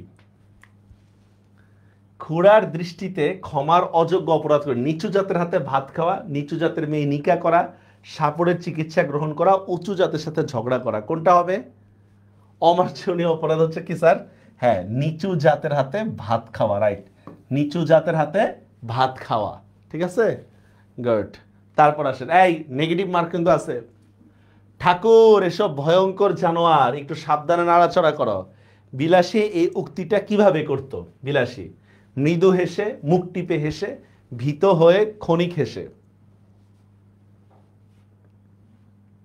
কোনটা হবে? মৃদু হেসে, মুখ টিপে হেসে, ভীত হয়ে, ক্ষণিক হেসে। আচ্ছা আমি বলে দিচ্ছি, এটার রাইট অ্যান্সার হচ্ছে মুখ টিপে হেসে, মুখ টিপে হেসে। ঠিক আছে, বিলাসী মুখ টিপে হেসে বলতো, ঠাকুর এসব ভয়ঙ্কর জানোয়ার কি একটু সাবধানে নাড়াচাড়া করা। আচ্ছা বলেন তো, এই শব্দটা কোথায় আছে? ক্ষণিক হেসে, এই শব্দটা কোথায় আছে? সোনাত্তরী কবিতায়, ভেরি গুড, সোনাত্তরী, শুধু তুমি নিয়ে যাও ক্ষণিক হেসে, ভেরি গুড। আচ্ছা এইটা কোথায় আছে বলেন তো? মৃদু মধু স্বরে, মৃদু মধু স্বরে, কোথায় আছে বলেন তো? মৃদু মধু স্বরে, তাহারই পড়ে মনে, গুড। কহিল সে মৃদু মধু স্বরে, নাই হলো না হোক এবারে আমারে গাইতে গান, ভেরি গুড। আচ্ছা, তোগলক খাঁ নামে ভারতবর্ষে কতজন সম্রাট অতিবাহিত হন? তোগলক খাঁ নামে ভারতে কতজন সম্রাট গেছে? 3 জন, 2 জন, 1 জন, একজনও না। তোগলক খাঁ নামে ভারতে কতজন ইয়া হয়েছে বলেন?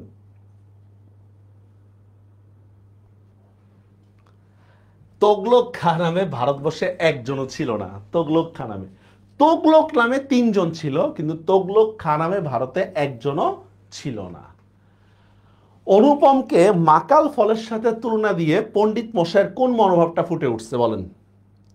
অনুপমকে মাকাল ফলের সাথে তুলনা দিয়ে কোন মনোভাবটা ফুটে উঠছে বলেন দেখি? বিদ্রুপ, ঠাট্টা, কটাক্ষ, হ্যাঁ, গুড, রাইট অ্যান্সার হচ্ছে বিদ্রূপ, নাকি? ছোটবেলায় মাকাল ফলের তুলনা দিয়ে কি বিদ্রুপ করিবার সুযোগ পেয়েছিলেন। Very good. পরের কোশ্চেন, কিভাবে আমরা, এইবার খবর আছে, কিভাবে আমরা বৃহত্তর মানবতার অংশে পরিণত হয়েছি বলেন? কিভাবে আমরা বৃহত্তর মানবতার অংশে পরিণত হয়েছি? জ্ঞান বিজ্ঞানের প্রভাব, মূল্যবোধের অর্জন, সময়ের বিবর্তন, সমাজের সংস্পর্শে এসে। কি হবে অ্যান্সার? কিভাবে? আচ্ছা বলে দিচ্ছি, রাইট অ্যান্সার হচ্ছে সময়ের বিবর্তনে। রাইট অ্যান্সার হচ্ছে সময়ের বিবর্তনে, রাইট অ্যান্সার। ঠিক আছে, এগুলা বইয়ের লাইন। তার লাগি আমি কাঁদি, কার জন্য? তার লাগি আমি কাঁদি, কার জন্য কাঁদতেছে? যে পথের বিরাগী করছে।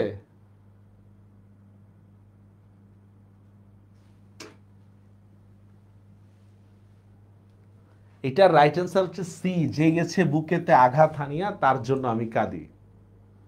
আচ্ছা বলেন তো এই লাইনটা কোথায় আছে? বুক যদি কিছুতে ফাটে, বুক যদি কিছুতে ফাটে, বলেন তারপর কি, কেন, এটা কোথায়?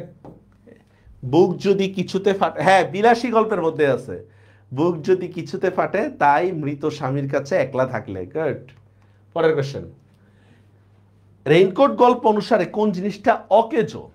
রেইনকোট গল্প অনুসারে কোন জিনিসটা অকেজো বলেন? প্রিন্সিপালের অনুরোধ, হ্যাঁ, কোন জিনিসটা অকেজো? প্রিন্সিপালের অনুরোধ, ইলেকট্রিসিটি, মসজিদের মাইক্রোফোন, কপালে গুলি করার অনুরোধ। আচ্ছা রাইট অ্যান্সার হচ্ছে মসজিদের মাইক্রোফোন। মসজিদের মাইক্রোফোন অকেজো। পরের কোশ্চেন, ন্যাড়া কোথা থেকে প্রচুর অভিজ্ঞতা অর্জন করছেন? ন্যাড়া কোথা থেকে প্রচুর অভিজ্ঞতা অর্জন করছে বলেন তো? উত্তরবঙ্গ, এটা ঢাকা বিশ্ববিদ্যালয় 2011 সালে আসছিল। উত্তরবঙ্গ, দক্ষিণবঙ্গ, পশ্চিমবঙ্গ, পূর্ববঙ্গ। কি হবে অ্যান্সার? পশ্চিমবঙ্গ হয় নাই, রাইট অ্যান্সার হচ্ছে দক্ষিণবঙ্গ। এই দক্ষিণবঙ্গের ওই যে মহত্বের কাহিনী আমাদের অনেক আছে, দেখুন একটা পৃষ্ঠার শুরুতেই আছে, মহত্বের কাহিনী আমাদের অনেক আছে, এই দক্ষিণবঙ্গের অনেক পল্লী থেকে যুগে যুগে সঞ্চিত হয়ে পড়িয়া আছে। ওকে, 18 বছর বয়স কবিতায় নিজেকে কি কোনটার প্রতিফলন করছে? 18 বছর বয়স কবিতায় কবির ব্যক্তি জীবনের আশা প্রত্যাশা, কবির প্রত্যাশা, কি বলেন, আশা আকাঙ্ক্ষা, ভবিষ্যৎ পরিকল্পনা, ব্যক্তি জীবনের অভিজ্ঞতা, কোন জিনিসটা প্রতিফলন করছে? সেই কবির ভবিষ্যৎ পরিকল্পনা। কি কনফিউজড অপশনগুলা? আচ্ছা রাইট অ্যান্সার হচ্ছে এখানে কবির ব্যক্তি জীবনের অভিজ্ঞতা। কবির ব্যক্তি জীবনের অভিজ্ঞতা ধারণা করা হয় তিনি এটা 18 বছর বয়সেই লিখছে এবং তার অভিজ্ঞতাই হচ্ছে উনি ওনার কবিতায় তুলে ধরছে। আউয়ালপুরের পীর বংশানুক্রমে কোন জেলায় বসবাস করতেছে? আউয়ালপুরের পীর বংশানুক্রমে কোন জেলায় বাস করতেছে বলেন? ময়মনসিংহ, আসাম, উত্তর ভারত, নাটোর। রাইট অ্যান্সার কোনটা? হ্যাঁ রাইট অ্যান্সার হচ্ছে ময়মনসিংহ জেলায় বসবাস করতেছে। গুড। আমাদের আরো কুইজ আছে, হ্যাঁ আমরা আবার পরে ধরবো।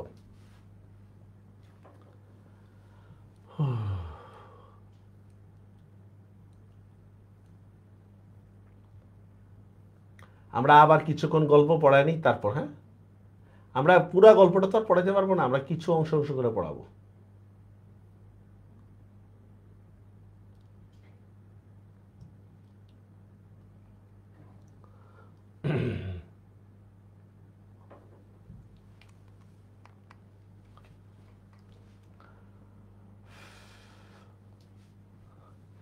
হুম, 8টা হয়েছে, ভেরি গুড, ভেরি গুড, 8টা হলে অনেক কিছু।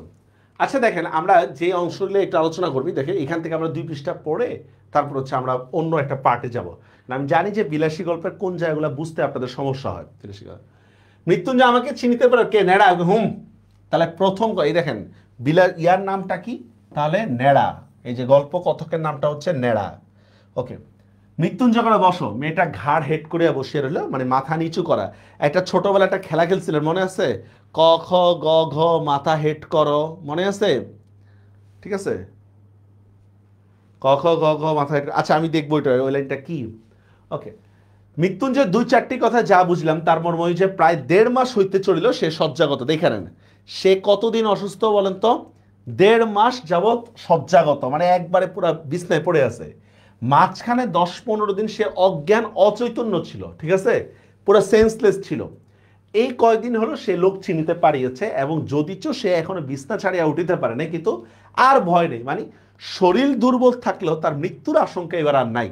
শরীর যদিও তার দুর্বল, ভয় না থাকুক, কিন্তু ছেলে মানুষ হলে এটা বুঝলাম আজও যার শয্যা ত্যাগ করিবার মতো ক্ষমতা হয় নাই, সে রুগীকে এই বনের মধ্যে একাকী যে মেয়েটি বাঁচাইয়া তুলে এবার ভার করে খেয়েছে, সে কত বড় গুরুভার। দেখেন আমরা কেউ অসুস্থ হলে আমরা হসপিটালে যাই, আমাদেরকে দেখার জন্য আরো 2-4 জন লোক থাকে আমাদেরকে দেখার জন্য, কিন্তু দেখেন মৃত্যুঞ্জয় তার হসপিটালে যায় না। মৃত্যুঞ্জয় একটা জঙ্গলের মধ্যে, তাও একটা মেয়ে তাকে সেবা করতেছে।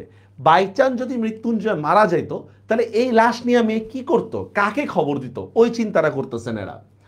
দেখেন এই রোগীকে এই বনের মধ্যে একাকি যে মেয়েটি বাঁচাইয়া তুলিবার ভার লইয়াছে, সে কত বড় গুরুভার। কারণ এই নির্জন রোগ কি বলতেছে, নির্জন বনে মুমূর্ষু রোগী নিয়ে থাকা কি অনেক বড় একটা সাহসের কাজ। দিনের পর দিন, রাত্রির পর রাত্রি তার কত সেবা, কত শুশ্রূষা, কত ধৈর্য, কত রাত জাগা। কি বলেন, আমাদের মায়েরা এরকম করে না? ওরে বাপরে বাপ, মারাত্মক লেভেলের ওনাদের ধৈর্য। সে কত বড় সাহসের কাজ। কেন সাহসের কাজ করতেছে? একাকী একজন রুগী নিয়ে একাকী থাকা, এটাই একটা বড় একটা সাহসের কাজ। যে বস্তু মানে হচ্ছে যে পরস্পরের ভালোবাসা, পরস্পরের ভালোবাসার কারণে তো এই টাইপের পরস্পরের ভালোবাসা এই অসাধ্য সাধন করিয়াছিল, যদিচ তার পরিচয় সেদিন পাইনি। মানে বিলাসী যে মৃত্যুঞ্জয়কে কতটুকু ভালোবাসে আমি সেদিন বুঝতে পারি নাই, তবে আরেকদিন বুঝছিলাম। কোন দিন বুঝছে? যেদিন বিলাসী মৃত্যুঞ্জয় শোকে মারা গেছে, মৃত্যুঞ্জয় শোকে যখন আত্মহত্যা করছে তখন বুঝছিল। স্পয়লার দিয়ে দিলাম, এখনো বিয়ে করে নেই। ফিরিবার সময় মেয়েটি আরেকটি প্রদীপ লইয়া আমার হাতে ভাঙা প্রাচীরের শেষ পর্যন্ত আসিল। এতক্ষণ পর্যন্ত সে একটা কথাও কয় নাই। এবার আস্তে আস্তে বলিল, রাস্তা পর্যন্ত তোমায় রেখে আসবো কি? বিলাসীর সাথে প্রথম কথা কোনটা বলেন তো? রাস্তা পর্যন্ত তোমায় রেখে আসবো কি? দেখেন বড় বড় আম গাছে, বড় বড় আম গাছে সমস্ত বাগানটা যেন একটা জমাট অন্ধকার। যে জ্ঞানমূলক কোশ্চেন, কেমন মনে হচ্ছে? জমাট অন্ধকার, এগুলো পরীক্ষায় আসে, মনে হচ্ছিল। পথ দেখা তো দূরের কথা, নিজের হাতটা পর্যন্ত দেখা যায় না। বললাম পৌঁছে দিতে হবে না, শুধু আলোটা দাও, পৌঁছে দিতে হবে না। কি বলেন, বেটা মানুষ না, একটা ইয়ে আছে না। আচ্ছা, তারপর দেখেন সে প্রদীপটা আমার হাতে দিতে তার উৎকণ্ঠিত, উৎকণ্ঠিত মানে কি? চিন্তিত। কার প্রতি চিন্তিত? মৃত্যুঞ্জয়ের প্রতি চিন্তিত, ঠিক আছে, মৃত্যুঞ্জয়ের প্রতি চিন্তিত। যেমন এই যে আপনারা বলেন যে, বিশেষ করে যারা ছেলেরা আছেন তারা ভালো বলতে পারবেন এটা, যে আমাদের মায়েরা হচ্ছে কি কোনো জায়গায় না বেড়াইতে যাইতে চায় না। কেন বেড়াইতে যাইতে চায় না? যে আমার ছেলেটা কি খাবে, আমার হাজব্যান্ড কি খাবে, থেকে খাবারের আয়োজন করবে, এই চিন্তায় দেখেন তো অনেকের মা আছে না এরকম, যে বেড়াইতে যাইতে চায় না। মেয়েদের কথা বলতেছে, ছেলেদের কথা বিশেষ করে বলতেছে, হয় না এরকম? বা গেলেও দেখবেন শান্তি নেই ওনারা। কি করে? ওই যে খবর নেয়, কি খাইছত না খাইছত ইত্যাদি ইত্যাদি, নাকি? হুম, মিলে না এরকম? এইটাই দেখেন, এই যে উৎকণ্ঠিত, সে ন্যাড়াকে আগায় দিতে আসতেছে, কিন্তু তখনও তার মধ্যে কি মৃত্যুঞ্জয়ের চিন্তা করতেছে। উৎকণ্ঠিত মুখের চেহারা আমার চোখে পড়ল, আস্তে আস্তে পড়লো, একলা যেতে ভয় করবে না তো? এটা একটা সৌজন্যতা বোধের কথা বলতেছে, সৌজন্য। ভয় করবে না তো? তুই একটু এগিয়ে দিয়ে আসবো। মেয়ে মানুষ জিজ্ঞাসা করে ভয় করবে, এটা কোনো কথা? কি বলেন, ইজ্জতের একটা বিষয় আছে না মায়ের সামনে। হ্যাঁ, মেয়ে মানুষ জিজ্ঞাসা করবে না, ভয় করবে না তো? সুতরাং মনে যাই থাকুক, প্রত্যুত্তর একটা না বলিয়ে অগ্রসর হইলাম। মানে নারীদের সামনে কখনো তো দুর্বলতা প্রকাশ করা যায় না, ঠিক না? সে মেয়েটি পুনরায় কহিল, ঘন জঙ্গলের পথ, একটু পথ পা দেখে দেখে পথ ফেলো, একটু সাবধানে সাবধানে যাও, ঘন জঙ্গলের পথ, ঠিক আছে। সর্বাঙ্গে কাটা দিয়ে উঠলো ভয়ে, মনে করাই দিচ্ছে না, এখন আরো বেশি ভয় লাগতেছে। সর্বাঙ্গে কাটা দিয়ে উঠিল। তো এতক্ষণে বুঝলাম উদ্বেগটা তার কিসের জন্য। কিসের জন্য বলেন তো? কি? মৃত্যুঞ্জয়ের জন্য, ঠিক আছে। এবং কেন সে আলো দেখায় এই বনের পথটা পার করে দিতে চাইতেছিল? হয়তো সে নিষেধ শুনিত না, সেইগুলা নিষেধ শুনতো না, সঙ্গে যেত। পীড়িত, পীড়িত মানে কি? এখানে অসুস্থ কথা বলতেছে। পীড়িত মানে এখানে নির্যাতিত না, অসুস্থ। পীড়িত মৃত্যুঞ্জয়কে একাকে ফেলিয়া রাখে যেতে বোধ করি তার মন সরিল না। 20-25 বিঘার জমি। কতটুকু? 20-25 বিঘা। ইস, ঢাকার শহরে যদি এত জমির মালিক হইতো তাহলে তো হয়েছিল। ওকে, সুতরাং পথটা কম নয়। এই দারুণ অন্ধকারের প্রত্যেক পদক্ষেপে বোধ করি পদক্ষেপ মানে পা ফেলা, মানে প্রত্যেকটা পা ফেলতে কি হয়ে যেত বলেন তো, ভয় করতে হইতো। তো পরক্ষণে মেয়েটির কথাতেই সমস্ত মন এমনই আচ্ছন্ন হয়ে রহিলছে, ভয় পাইবার আর সময়ই পাইলাম না। মানে মেয়ের কথা ভাবতে ভাবতে কি বন জঙ্গল পার হয়ে গেছে নিমিষেই, আর সময় পাইলাম না, কোনার টাইম নেই। কেবল মনে হইতে লাগলো একটা মৃতকল্প, মৃতকল্প মানে হচ্ছে মুমূর্ষু, মৃতকল্প বুঝছেন, মুমূর্ষু রুগী হয়ে থাকা কত কঠিন। মৃত্যুঞ্জয় তো যে কোনো মুহূর্তে মরতে পারতো, মৃত্যুঞ্জয়। তখন এই সমস্ত রাত্রি বনের মধ্যে মেয়েটি একাকি কি করিত, বাই চান্স যদি মৃত্যুঞ্জয় মারা যেত তাহলে এই লাশ নিয়ে মেয়েটা কি করতো, এই চিন্তা করতেছে কেমন করিয়া তার সেই রাতটা কাটিত। ওকে, ভালো কথা। এই প্রসঙ্গে, হ্যাঁ, এই প্রসঙ্গে অনেকদিন পরের একটা ঘটনা আমার মনে পড়ে, এক আত্মীয়র মৃত্যুকালে। ঠিক আছে, আচ্ছা স্যার এইটুকু আমি পড়াবো না, এইটার কাহিনীটা সহজ, এটার কাহিনীটা অনেক সহজ। ঠিক আছে, আমি এইখান থেকে একটু পড়াই। হ্যাঁ, এই যে এখান থেকে। আচ্ছা কি বলতেছেন স্যার?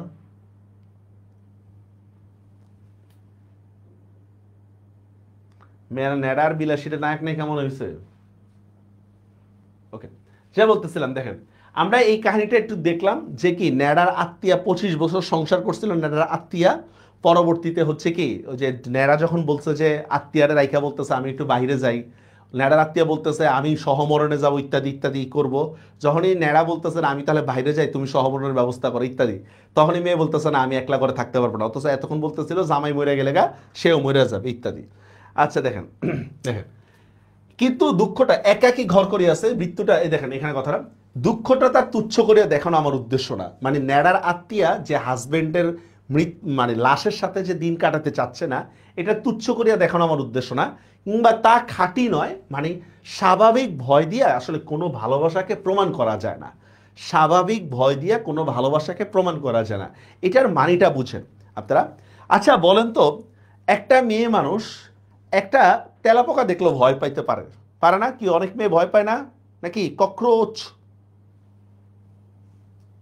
কি, অনেকে আছে কি তেলাপোকা দেখা ভয় পায়, টিকটিকি দেখা ভয় পায়। যেমন হঠাৎ করে কোনো ছেলে যদি চিকার উপরে পা পড়ে দেখবেন কি লাফ দিয়ে উঠে, চিকার উপরে পা পড়লে একটা ইঁদুরও মারতে পারে না। এখন তার মানে কি ছেলেটা সাহস নেই বা এই মেয়েটা সাহস নেই। এখন মনে করেন কোনো ছেলে দেখলো আল্লাহ এই মেয়েটা তেলাপোকারে ভয় পায়, ঠিক আছে, ও তো তাহলে আমার আরো ভয় পাইবো, জি না তোরে ফুসকার খামিরের মতো দলবো, বুঝছেন, তোরা খামির বানাইবো তোরা। তেলাপোকারে ভয় পাওয়া আর মানুষের ভয় পাওয়া দুইটা জিনিস কি এক না। তো প্রত্যেকটা মেয়ে ছেলের মধ্যে কি আছে, একটা স্বাভাবিক ভয় আছে। এই ভয়টা দেখে এমন মনে করার কিছু নেই, মনে সবারই ভয় পায়। তো লাশ নিয়ে থাকতে সবারই ভয় লাগে, ছেলে হোক কিংবা মেয়ে হোক সবারই ভয় লাগে।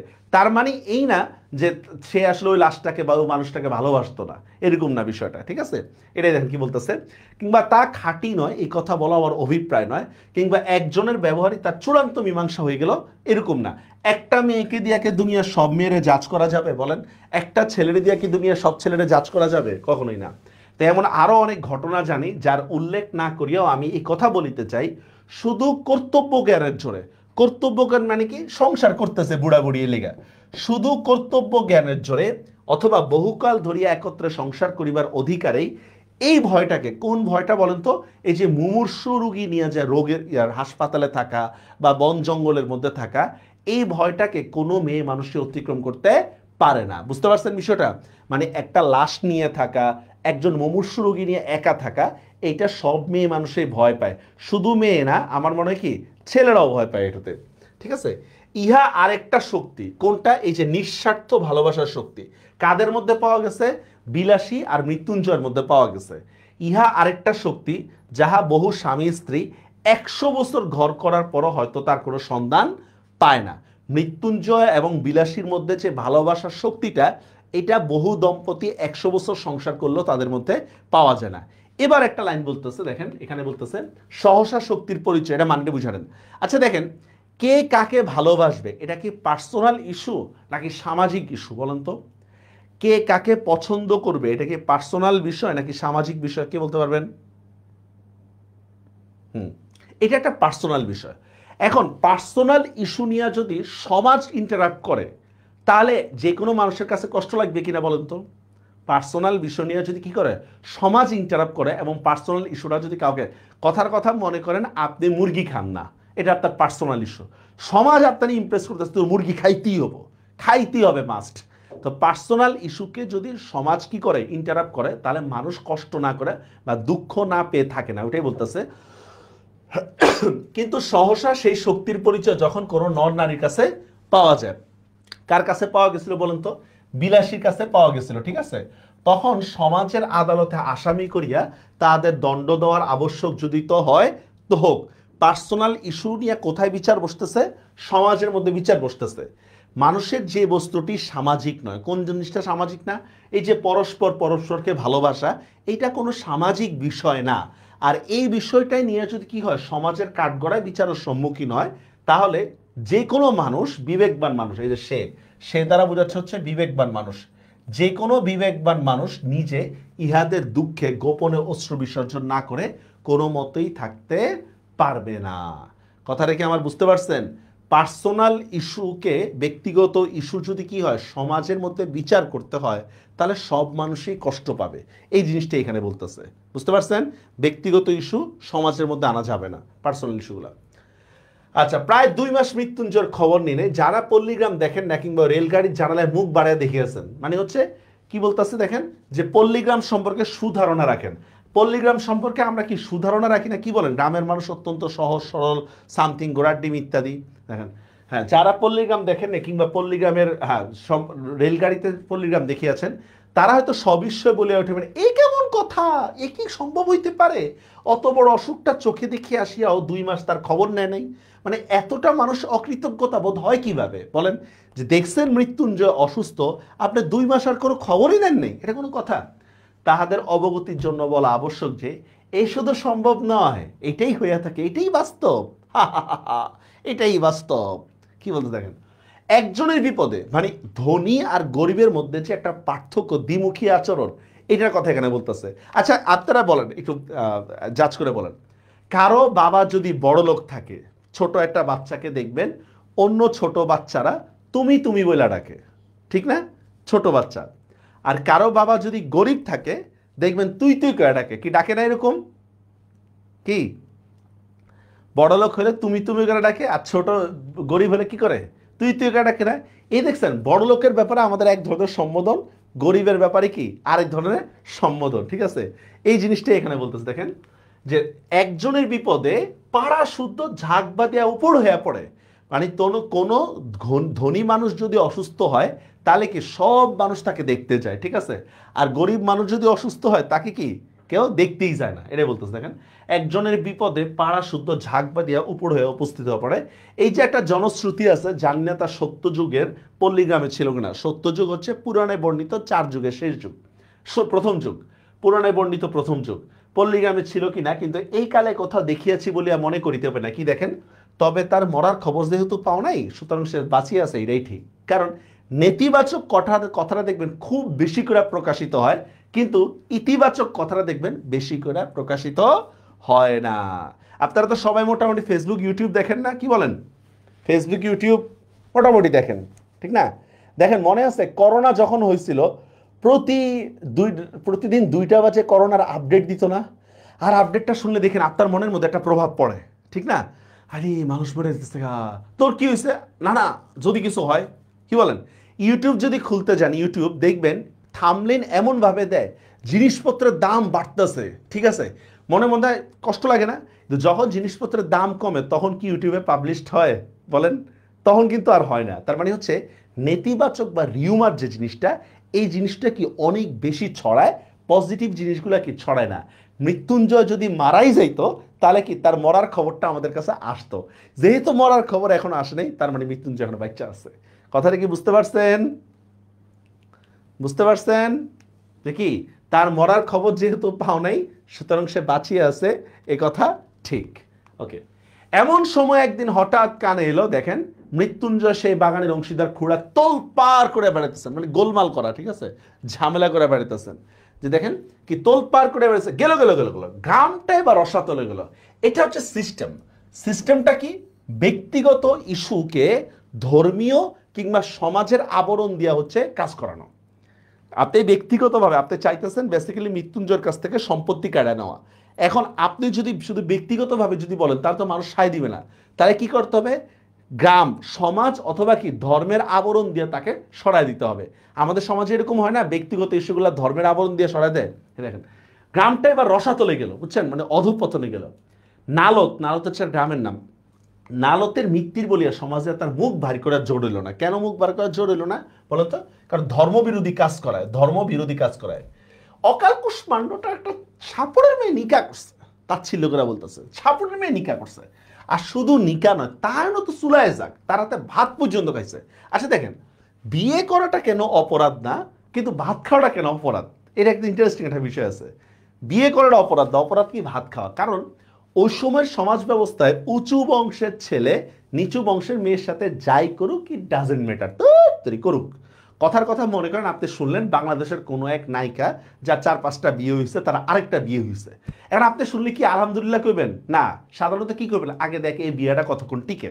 এটা তো এখানেও সেম এই জিনিসটা, যে উঁচু বংশের ছেলে নিচু বংশের মেয়ের সাথে যা ইচ্ছা তা করুক, এরা ধরার বিষয় না। ওই যে দেখবেন লাস্টের দিকে একটা লাইন আছে এরকম, পুরুষ মানুষ অমন একটা ছেড়ে 10টা করুক না, নয়তো একটু নিন্দাই হইতো, কিন্তু হাতে ভাত খায় মরতে গেলে কেন? তো দেখেন মৃত্যুঞ্জয় ভাত খাওয়াটা কেন অপরাধ হয়েছে? ভাত খাওয়াটা মানে হচ্ছে একটা ডিপেন্ডেন্সি তৈরি করে, ঠিক না? ডিপেন্ডেন্সি, যে কারো হাতে ভাত খাওয়া, যেমন আমরা মায়ের হাতে ভাত খাওয়া মানে কি, মায়ের উপর আমরা ডিপেন্ডেন্ট। কারণ বিলাসী তো নিচু জাতের মেয়ে, আর মৃত্যুঞ্জয় তো উঁচু জাতের ছেলে, ঠিক না? তার মানে উঁচু জাত প্রতিনিয়ত কি নিচু জাতের কাছে একটা পরাজয় বরণ করতেছে বা একটা ডিপেন্ডেন্সি তৈরি করছে, ঠিক আছে? এই জন্য সে ভাত খাওয়াটা ধরছে। ইভেন এরকম একটা লাইন আছে যে খাসির মাংস না, লুচি না, সন্দেশ না, তাই বলে ভাত, মানে প্রতিদিনই তুই হচ্ছে কি নিচে জাতটাকে অপমান করছে, ওই জিনিসটা এখানে তুলে ধরবে, ঠিক আছে? বর্ণবাদী প্রথা। হ্যাঁ দেখেন, শুধু নিকা নয়, তা নয় তো চুলা যাক, তার হাতে ভাত পর্যন্ত খাইছে। গ্রামে যদি ইহার শাসন যদি না থাকে, তাহলে কি, মানে গ্রামবাসীকে উত্তেজিত করার কথা বলতেছে, গ্রামে যদি ইহার শাসন যদি না থাকে, তো বনে গিয়ে বাস করিলে তো হয়। করেলা হরিপুরের সমাজ ইত্যাদি শুনিল শুনিল হচ্ছে, ঠিক আছে, উস্কায় দেওয়া যেটাকে আমরা বলি। তখন ছেলে বুড়ের সকলের মুখে এ কি হইল, কলি কি সত্যি উল্টাইতে লাগিল, মানে পৃথিবী কি সত্যি ধ্বংস হয়ে যেতেছে, এ কি হইল। খুড়া বলিয়া বেড়াইতে লাগিলেন, এই যে ঘটিবে, মানে এই যে ধর্মীয় কাজটা যে হবে, ঠিক এই তিনি অনেক আগেই জানতেন। তিনি শুধু দেখিতেছিলেন কোথাকার জল কোথায় গিয়া পড়ে, বুঝছেন? ওই যে অপরাধকে প্রশ্রয় দেওয়া, কোথাকার জল কোথায় গিয়া পড়ে। নইলে পর নয় প্রতিবেশনে আপনার ভাইপো, তিনি কি বাড়ি লইয়া যাইতে পারিতেন না? তার কি ডাক্তার বৈদ্য দেখাবার ক্ষমতা ছিল না? তবে তিনি যে কেন করেন না, এই দেখুন সবাই। আচ্ছা, আর তো চুপ করিয়া থাকা যায় না, এই যে মৃত্যুর বংশের নাম ডুবিয়া যায়। গ্রামের যে মুখ পড়ে, মুখ পড়ে মানে হচ্ছে কলঙ্ক হয়, গ্রামের কলঙ্ক হয়। আচ্ছা, তখন আমরা গ্রামের লোকেরা মিলিয়া যা করিলাম তাহা মনে করিলাম আমি আজও লজ্জায় মরিয়া যাই, মানে বিলাসীকে মারার জন্য অনুশোচনা। 10-12 জন লোক মিলে একটা বেডি বেঞ্চে মারছে। এটা কি ক্রেডিট না ডিসক্রেডিট বলেন তো? কি মারাটাই তো একটা ডিসক্রেডিট, এটাই বলতেছে। খুড়া চলিলেন নালতের মৃত্যুর বংশের অভিভাবক হয়ে, মানে হচ্ছে কি বংশের মর্যাদা রক্ষা, বংশের মর্যাদা রক্ষা। আর গ্রামের লোক চলিলেন, আর আমরা 10-12 জন চলিলাম, গ্রামের বদন যেন দগ্ধ না হয়। বদন দগ্ধ মানে হচ্ছে গ্রামের যেন কলঙ্ক না হয়, ঠিক আছে? মৃত্যুঞ্জয় একটা ধর্মহীন একটা কাজ করছে, এটা বিশাল কলঙ্কের বিষয়। মৃত্যুঞ্জয়ের পোড়ো বাড়ি থেকে যখন উপস্থিত হলো, তখন সবে মাত্র সন্ধ্যা হয়েছে। মেয়েটি ভাঙা বারান্দায় একদারে রুটুক গড়িতেছিল, রুটি বানানো। অকস্মাৎ লাঠিসোঁটা হাতে এতগুলো মানুষকে উঠানোর উপর দেখিয়া কি ভয় নীলবর্ণ, মানে ফ্যাকাশে হয়ে গেছে। ভয় নীলবর্ণ হওয়া মানে কি, নালত হচ্ছে একটা গ্রামের নাম। খুড়া ঘরের মধ্যে উকি মারিয়া দেখিলেন মৃত্যুঞ্জয় শুইয়া আছে। চট করিয়া শিকলটা, চট করে শিকলটা টানিয়া দিলেন, মানে কি ঘর আটকায় দিছে, বুঝছেন? ঘর আটকায় দেওয়া, যাতে করে মৃত্যুঞ্জয় কি না করতে পারে, কোনো প্রতিবাদ না করতে পারে, ঠিক আছে? ঘর আটকে দেওয়া। আর মৃত্যুঞ্জয় তো ছেলে মানুষ, সে তো প্রতিবাদ করার শক্তি তার আছে। আচ্ছা, মৃত্যুঞ্জয় যাতে প্রতিবাদ না করতে পারে, সেই ভয়ে মৃতপ্রায় মেয়েটিকে সম্ভাষণ শুরু করলো, মানে গালিগালাজ শুরু করলো মেয়েটাকে। বলা বাহুল্য, জগতের কোনো খুড়া কোনো কালেই বোধ করি ভাইপোর স্ত্রীকে ওরূপ মানে হচ্ছে করে নাই। বুঝতে পারছেন বিষয়টা? একজন চাচা তার ভাতিজার বউকে কখনো এমন গালিগালাজ করে নাই, বুঝতে পারছেন? খুড়া ঢুকে চাই, তুই একটা মানুষ, তুই একটা মানুষের বাচ্চা, তুই একটা অমুক তমুক, এগুলা বলতেছে। বলা বাহুল্য, জগতের কোনো খুড়া কোনো কালে বোধ করি ভাইপোর স্ত্রীকে ওরূপ সম্ভাষণ করে নাই। সে এমনই যে এত নিকৃষ্ট ভাষায় তাকে গালিগালাজ করতেছিল, এত নিকৃষ্ট ভাষায়, ঠিক আছে? মেয়েটা হীন সাপুরের মেয়ে হইয়াও তেয়ার সইতে পারিল না, মানে বুঝছেন, আত্মমর্যাদা আঘাত লাগছে। মেয়েটা হীন নর্মাল গালিগালাজ দিয়ে একটা কথা আসলে আর মনে করে তুই একটা শেখ হাসিনা, বুঝেন নাই, তাই লাগবো না গায়ে, এটাই বলতেছে। এখন আত্মমর্যাদায় আঘাত লাগছে, চোখ তুলিয়া বলিলেন বাবা আমারে বাবুর সাথে নিকা দিছে জানো, প্রতিবাদ, বুঝছেন? এখানে বিলাসীর প্রতিবাদী চরিত্রটা ফুটে উঠছে। এইবার শুরু হয়েছে দেখেন, তখন আমরা গ্রামের লোকেরা মিলিয়া যা কাজটা করিলাম, সরি, খুড়া বললেন তবে রে আজগা তোরে খাইছি রে, তুই মুখে মুখে কথা কস, কি বলেন? আমরা অনেক সময় গার্ডিয়ানের যদি কোনো যুক্তির প্রেক্ষিতে যুক্তি দিই, কি বলেন? তাহলে কি বলে না, তুই মুখে মুখে কথা বলস বেয়াদব। সঙ্গে সঙ্গে 10-12 জন বীর দর্পে, এটা ব্যঙ্গ করে বলতেছে, একটা মেয়েরে মারতে বীর দর্পে যাইতেছে, বীর দর্পে হুঙ্কার দিয়ে তার ঘাড়ে পড়িল।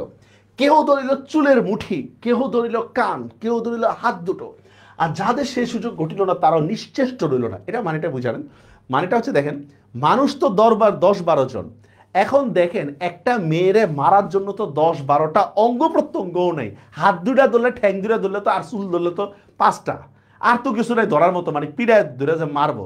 এখন বাকিরা কি করতেছে, ওই যে দেখবেন যে হেইয়ো হেইয়ো করে না, মারেন মারেন, উত্তেজিত করা, সেম কাজটাই করতেছে দেখেন, নিশ্চেষ্ট রইল না, মানে অন্যরা বিলাসীকে মারতে উত্তেজিত করতে থাকে এই টাইপের। কারণ সংগ্রাম স্থলে আমরা কাপুরুষের ন্যায় চুপ থাকিতে পারি, আমাদের বিরুদ্ধে এত বড় দুর্নাম রটনা করিতে নারায়ণের কর্তৃপক্ষের চক্ষু লজ্জা হইবে। এটার মানেটা বুঝারে, নারায়ণের কর্তৃপক্ষের চক্ষু লজ্জা, মানে ধর্মীয় ইয়ে অনুসারে নারায়ণ হচ্ছে একটা যুদ্ধ থেকে, যুদ্ধে অংশগ্রহণ না করার কারণে সে কাপুরুষ হিসাবে পরিচিত নারায়ণ। তো বলতেছে যে আমরা এমনই লজ্জার কাজ করছি, আমাদেরকে দেখলে নারায়ণও শরম পাইব, মানে বুঝছেন? আমরা 10-12 জন মিলে হচ্ছে কি একটা ইয়াকে মারতেছি, মেয়েকে মারতেছি, এটা তো একটা লজ্জার কাজ। আমাদের এই লজ্জার কাজটা দেখে স্বয়ং নারায়ণ পর্যন্ত কি হবে, লজ্জা পাবে, যে কি রে ভাই আমি কদ্দুর কাপুরুষ, তোরা দেখে আমার চেয়ে আরো বড় কাপুরুষ, এই টাইপের। নারায়ণের কর্তৃপক্ষের চক্ষু লজ্জা হইবে। এখানে একটা অবান্তর কথা বলিয়া রাখি, শুনিয়াছি নাকি বিলাত, বিলাত মানে ইংল্যান্ড প্রভৃতি ম্লেচ্ছ দেশ, ম্লেচ্ছ মানে হচ্ছে অহিন্দু দেশ, অহিন্দু দেশ, বিলাত প্রভৃতি ম্লেচ্ছ দেশে পুরুষদের মধ্যে একটা কুসংস্কার আছে। কি কুসংস্কার? ঠিক আছে, স্ত্রীলোক দুর্বল এবং নিরুপায় বলিয়া তার গায়ে হাত তুলিতে পারা যায় না, মানে মহিলা মানুষের গায়ে হাত দেওয়া যাবে না। এইটা আবার কি একটা কথা? সনাতন হিন্দু, সনাতন হিন্দু মানে হচ্ছে যারা প্রাচীন হিন্দুত্বে বিশ্বাসী, যারা হিন্দু ধর্মের কোনো পরিবর্তনে বিশ্বাসী না। সনাতন হিন্দু বলে কি, সনাতন হিন্দু আবার এই কুসংস্কার মানে না, তাদের কত যার গায়ে জোর নেই তারা ইচ্ছা মতো পিড়ান যায়। কিসের আবার এখানে হিন্দু বৌদ্ধ মুসলিম খ্রিস্টান, মানে মেয়ে মানুষের গায়ে যে হাত তোলা যাবে না, এটা ইংল্যান্ড বা অন্যান্য এরা বিশ্বাস করে। মনে করেন আমরা বা ইংল্যান্ডের অধিবাসীরা তারা বিশ্বাস করে কি মেয়ে মানুষের গায়ে হাত তোলা যাবে না, এটা খুবই খারাপ কাজ। এখন শরৎচন্দ্র টিটকারি করে বলতেছে যারা হিন্দু ধর্মের প্রাচীনত্ব বিশ্বাসী করে তারা আবার এটাকে খারাপ কাজ মনে করে না। তাদের কথা হচ্ছে যার গায়ে শক্তি নেই তাকেই মারা যায়, মানে বুঝছেন, মানে দুর্বলের উপর অত্যাচার করা যায়, দুর্বলের উপর অত্যাচার করা যায়, তা সে নন নারী যাই হোক না কেন। আচ্ছা স্যার, এবার আমরা একটু আবার কুইজে চলে যাব। এগুলো আপনারা পড়ছেন, এরপর কুইজে করে লাস্ট পার্টটা একটু আমরা পড়বো।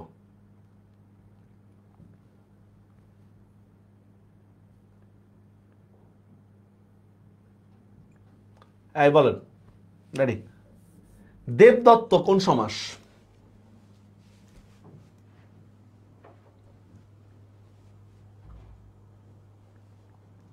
দেবদত্ত, দেবদত্ত মানে বুঝছেন দেবতাকে প্রদত্ত আর কি। হ্যাঁ, কোন সমাস এটা?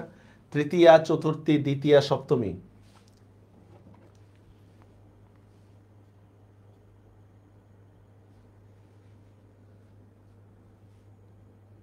কি হবে এটা? আচ্ছা, রাইট অ্যান্সার হচ্ছে এটা, হ্যাঁ রাইট অ্যান্সার হচ্ছে এটা চতুর্থী, দেবতাকে প্রদত্ত বা দেবতাকে দত্ত।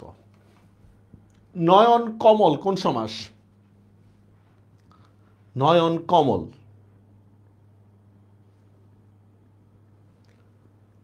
উপমান, উপমিত, বহুব্রীহি তৎপুরুষ, নয়ন কমল। এটা তো কোমল বলি নাই, কমল বলছি। আচ্ছা, এটা হচ্ছে উপমিত কর্মধারায়, নয়ন কমলের ন্যায়, কমল মানে হচ্ছে পদ্ম, নয়ন কমলের ন্যায়, ঠিক আছে। ওকে, তারপর আসেন, চতুর্দিকে ভিড় জমিয়া গেল কেন? বলেন, চতুর্দিকে ভিড় জমিয়া গেল, বিলাসীকে মারার জন্য গ্রামের সুনাম রক্ষার্থে মৃত্যুঞ্জয়কে সাপে কামড় দেয়, বিলাসী মারা যায়। চতুর্দিকে ভিড় জমে গেল কেন? গুড, এটা হচ্ছে মৃত্যুঞ্জয়কে সাপে কামড় দেওয়া হয়, মৃত্যুঞ্জয়কে সাপে কামড় দেওয়া হয়। সমস্যা মোকাবেলা করতে হবে কিভাবে বলেন তো? মানব কল্যাণের থেকে সি, সমস্যা মোকাবেলা করতে হবে কিভাবে? সাহস, বুদ্ধিমত্তা, শিক্ষা, মুক্ত বুদ্ধি, সহযোগিতা, কি হবে অ্যান্সার?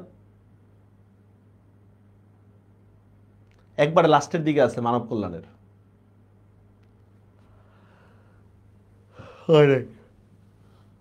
রাইট অ্যান্সার হচ্ছে সাহস ও মুক্ত বুদ্ধিমত্তার মাধ্যমে।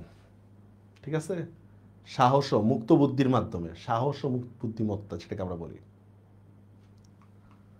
আচ্ছা, এরপর আসেন কৃষ্ণ বানানে এখানে কোন যুক্তবর্ণ ব্যবহার হয়েছে? কৃষ্ণ, কৃষ্ণ বানানে কোন যুক্তবর্ণ? মধ্যন্য, হ্যাঁ দন্তন্য, ইয়, জ প্লাস ইয়, কৃষ্ণ। রাইট অ্যান্সার হচ্ছে মধ্যন্য, কিন্তু এটা কিন্তু ইয় না, মধ্যন্য ব্যবহার হচ্ছে কিন্তু কৃষ্ণ। যেমন আপনাদের আছে না, আবারও ফুটেছে দেখো কৃষ্ণচূড়া, এটা নিয়ে কোথায় আছে? আবারও ফুটেছে দেখো কৃষ্ণচূড়া। আচ্ছা, এইটার অর্থটা কি? ফরগের অর্থটা কি বলেন তো? চাপাবাজি, জালিয়াতি, ইখতিয়ার, চিরতরে, বলেন এর অর্থটা কি?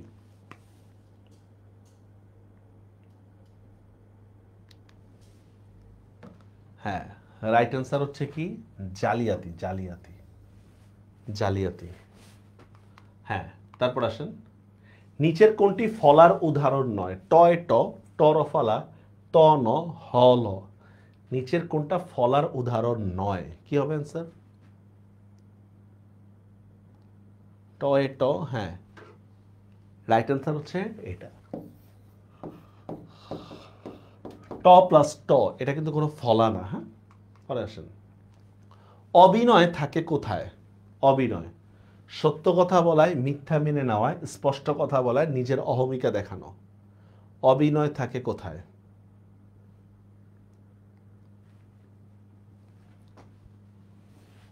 হ্যাঁ, অভিনয় থাকে কোথায়? আচ্ছা, রাইট অ্যান্সার হচ্ছে স্পষ্ট কথা বলায়। স্পষ্ট কথা বলায় একটা অভিনয় থাকে, কিন্তু তাতে কষ্ট পাওয়াটা দুর্বলতা।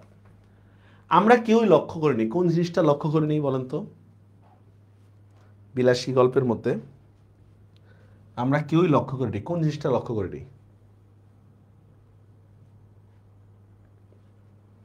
বিলাসীর ভালোবাসা, গর্তের চিহ্ন, কাগজ, খরিশ গোখরা, কি হবে অ্যান্সার? আচ্ছা, রাইট অ্যান্সার হচ্ছে গর্তের চিহ্ন, এটা কিন্তু কাগজ না, এটা কিন্তু গর্তের চিহ্ন। আমরা লাস্ট পার্টটা আলোচনা করব। বিলাসী গল্প অনুসারে সার্থকতার কাজ নয় কোনটা? বিলাসী গল্প অনুসারে সার্থকতার কাজ নয় কোনটা? মেয়ে মানুষ মারা, অপবাদ দেওয়া, টিকে থাকা, অভিজ্ঞতা অর্জন করা।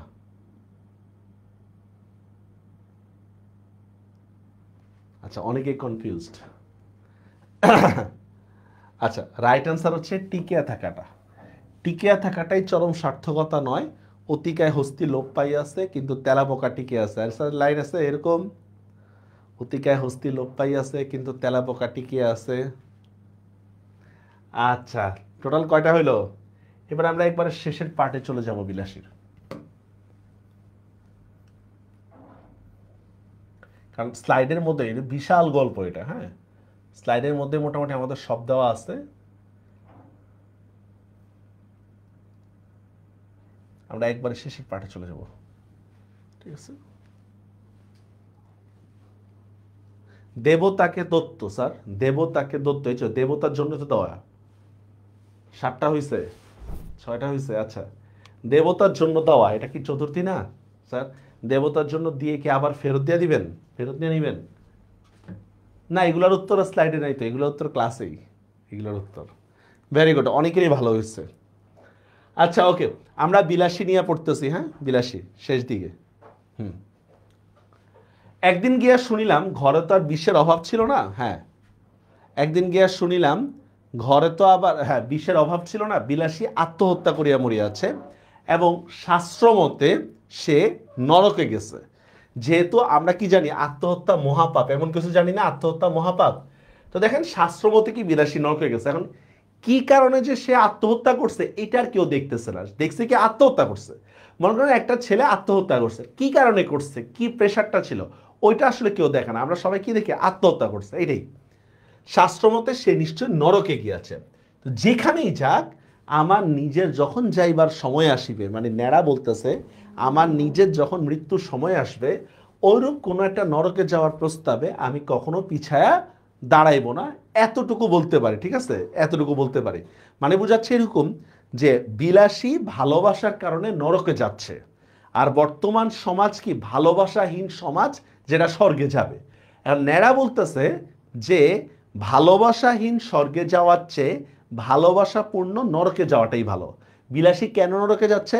ভালোবাসার টানে নরকে যাচ্ছে, ওটাই বলতেছে। দেখেন যে আমার নিজের যাওয়ার প্রস্তাব যখন আসে দাঁড়াইবে, আমি এইমাত্র বলতে পারি যে কি আমি কখনো পিছিয়ে দাঁড়াইবো না। ঠিক আছে, মানে ভালোবাসাহীন স্বর্গে যাওয়ার চেয়ে ভালোবাসাপূর্ণ নরকে যাওয়াটা তার ইচ্ছা। খুড়ামশাই 16 আনা বাগান দখল করিয়া অত্যন্ত বিজ্ঞের মতো চারিদিকে বলিতে লাগিলেন। কি বলিতে লাগিলেন? দেখেন, ওর যদি অপঘাত মৃত্যু, অপঘাত মানে বুঝছেন তো, যে হঠাৎ মৃত্যু, এটা নিন্দা প্রকাশ করতেছে। হঠাৎ মৃত্যু যেটাকে আমরা বলি, বা অ্যাক্সিডেন্টালি যে কেস যেটাকে আমরা বলি, ওর যদি অপঘাত মৃত্যু না হবে তা হবে কার? ওরই তো হবে। পুরুষ মানুষ অমন একটা ছেড়ে 10টা করুক না, মানে নিচু বংশে বিয়ের কথা বলতেছে। ঠিক আছে, তার মানে কি পুরুষ মানুষের ইয়া পাই গেছে, কি বল, লাইসেন্স পাই গেছে অনেকগুলা বিয়ে করার। আচ্ছা, হ্যাঁ, পুরুষ মানুষ অমন একটা ছেড়ে তো একাধিক অনেকগুলাই করুক না, ঠিক আছে, তাতে তেমন কিছু আসা যায় না। তা সামান্য একটি নিন্দাই হইতো, সমস্যা কি? নিন্দা হইতো, নিন্দা হইলে আবার ভুলেও যেতে মানুষ, এরকম। কিন্তু হাতে ভাত খেয়ে মরতে গেলি কেন? আপনাদের নিশ্চয় মনে আছে হাতে ভাত খাওয়াটা কেন অপরাধ আমরা বলছিলাম না? মানে বংশের অমর্যাদা করলি কেন, বুঝতে পারছেন? বংশের অমর্যাদাটা করলি কেন? আচ্ছা, না আমার পর্যন্ত মাথা হেড করে গেল, না পেল এক ফোঁটা আগুন, না পেল এক, হ্যাঁ শরৎচন্দ্রের, না পেল এক ফোঁটা আগুন, তিনটা জিনিস নাই, এক ফোঁটা আগুন নাই, না পেল একটু পিণ্ডি, এটা হচ্ছে চালের এক ধরনের গোলাকার পিঠা আছে, চালের এক ধরনের গোলাকার পিঠা, ঠিক আছে, এটাই বলতেছে। না পেল এক পিণ্ডি, না হলো একটা ভুজ্জি উৎসুগ্য। ভুজ্জি উৎসুগ্য মানে হচ্ছে ব্রাহ্মণদের জন্য যে খাবারটা উৎসর্গ করা হয়, ব্রাহ্মণদের জন্য। আমরা যেমন 3 দিন বা এগুলোর জন্য হুজুর ডেকে এনে খাবাই না, সেম জিনিসটা বলতেছে। দেখেন, ভুজি উৎসর্গ মানে ব্রাহ্মণদের জন্য উৎসর্গকৃত খাবার। গ্রামের লোক এক বাক্যে বলিতে লাগিল। কি বলতে লাগলো? দেখেন, তাহাতে আর সন্দেহ কি, অন্য পাপ। বাপ রে, এটার কি আর প্রায়শ্চিত্ত আছে? Totally impossible. ভাত খাওয়া, অন্য সব কিছু মাফ করতে পারবো, কিন্তু কি ভাত খাইছো এটা কি করতে পারবো না, মাফ করতে পারবো না। অন্য পাপ, দেখছেন, মৃত্যুর পরও তাকে প্রায়শ্চিত্তের কথাটা বলতেছে, মৃত্যুর পরও তার বাপরে অন্য পাপ, এটার কি প্রায়শ্চিত্ত আছে? আচ্ছা, এবার অনেকটা, এবার এখান থেকে লাইনগুলো একটু জটিল, ভালো করে একটু ধরেন। হ্যাঁ, এখান থেকে লাইনগুলো।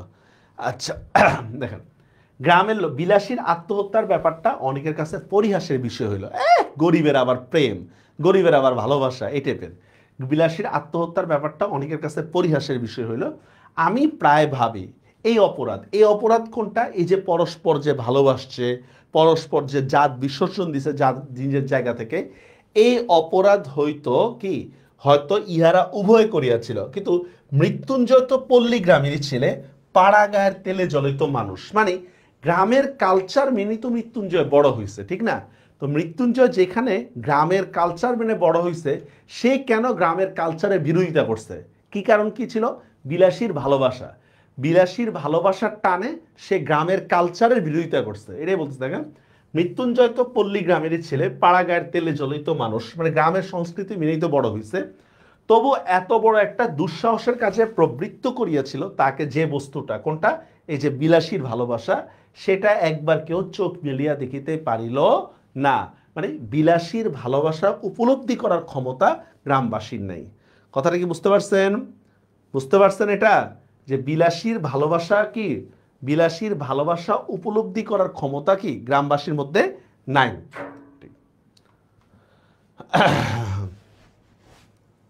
ওকে, আচ্ছা, এবার দেখেন, আমার মনে হয় যে দেশের নন নারীর মধ্যে পরস্পর হৃদয় জয় করিয়া বিবাহ করার রীতি নেই, মানে বিয়ের আগে মন জয় করার কথা বলতেছে, প্রেম প্রীতির কথা বলতেছে, ওই সময় কিন্তু এরকম না। ওই সময় একটা মেয়েরে বলতো, মনে করেন তোর বিয়া কবে? আগামী সপ্তাহে। কার লগে বিয়া? যেদিন বিয়া ওই দিনই বুঝবি। পোলারেও সেম কথাটা কইতো, তোর বিয়া, ঠিক আছে, কার লগে বিয়া এত দেখার দরকার নেই, যেদিন বিয়া সেদিনই বুঝবি। ঠিক আছে, আমরা যেমন বর্তমানে পরীক্ষার মধ্যে যা করি, যে দোস্ত কালকে কি পরীক্ষা, দোস্ত কোশ্চেন দিলেই বুঝতে পারবি, আগের দিনের বিয়ার অবস্থা ছিল এরকম, এটাই। আমার মনে হয় যে দেশের নন নারীর মধ্যে পরস্পরের হৃদয় জয় করে বিবাহ করার রীতি নেই, বরঞ্চ তা নিন্দার সামগ্রী, ঠিক না? হৃদয় জয় করা মানে পরস্পর বোঝাপড়ার মাধ্যমে যে বিয়ে করাটা, এটা গ্রামবাসীর মধ্যে ছিল না, এখন যদিও অনেক বেশি আছে, বরঞ্চ এটাই এখন নিন্দা সামগ্রী। যে দেশের নরনারী আশা করিবার মতো সৌভাগ্য, আশা করার মানে কি, মানুষের মন জয় করার মতো সৌভাগ্য, হ্যাঁ, আশা করিবার মতো সৌভাগ্য, আকাঙ্ক্ষা করিবার মতো ভয়ঙ্কর আনন্দ হইতে চিরদিনের জন্য বঞ্চিত। মানে একটা মানুষের মন জয় করা, একটা মানুষের মন ভাঙা বা মনকে কি বলে আকৃষ্ট করা, এই যে একটা আনন্দ, এটা এই দেশের মানুষের মধ্যে নাই। সমাজ যা বলবে তাই। যেমন দেখেন, আপনাদের অনেকেরই মনে আছে হয়তো, এখন হয়তো এটা কম, ছোটবেলা হয়তো কি মানে বাচ্চা ফুটার সাথে সাথেই এই দাদি এসে ঠিক করে রাখে, অমুকের মাইয়ার লগে তোর পোলার বিয়া দিস, ঠিক আছে, বাস এটা নিয়ে সারা জীবন থাকবে, ঠিক আছে, এটা নিয়ে সারা জীবন দেখবেন বাপ মা ওইটা কি বলে এটাকে পালন করার জন্য একবার উঠা পড়া লাগে। কেন রে ভাই, ছোটবেলায় কি বিয়ে ঠিক করা কিভাবে ঠিক বলেন? এই কি হলো, আপনারা কি করতেছেন? পোলা পাইন যা করে বই ঝগড়া করতেছে। যে দেশের নন নারী আশা করিবার মতো সৌভাগ্য বা আকাঙ্ক্ষা করিবার মতো, হ্যাঁ, ভয়ঙ্কর আনন্দ হইতে চিরদিনের জন্য বঞ্চিত, যাহাদের জয়ের গর্ব, কি জয় করার গর্ব বলেন তো?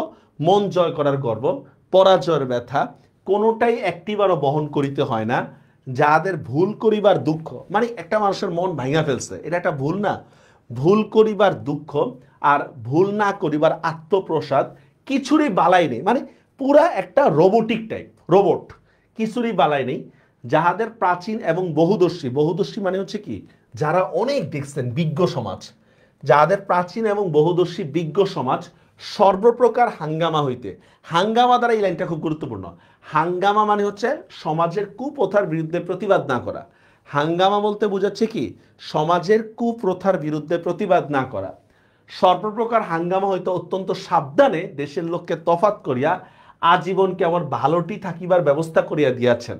মানে দেখেন, আমাদের সমাজের মধ্যে ভালো লোক কারা?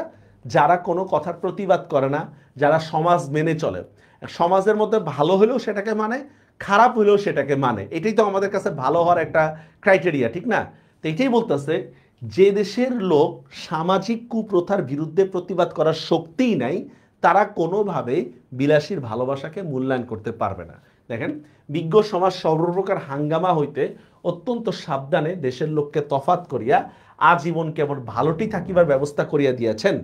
তাই বিবাহ ব্যাপারটা যাদের শুধু নিছক কন্ট্যাক্ট, কন্ট্যাক্ট মানে বুঝছেন তো ভাই, বিয়ে করতেছে কেন, কিছু করার নাই, এই আর কি বাপ মা ধরে বিয়া দিয়ে দিচ্ছে, কন্ট্যাক্ট মানে কোনো ফিলিংস বা অনুভূতির কিছু নেই, জাস্ট দায়বদ্ধতা থেকে বিয়ে করতেছে, একটা দায়বদ্ধতা, হ্যাঁ।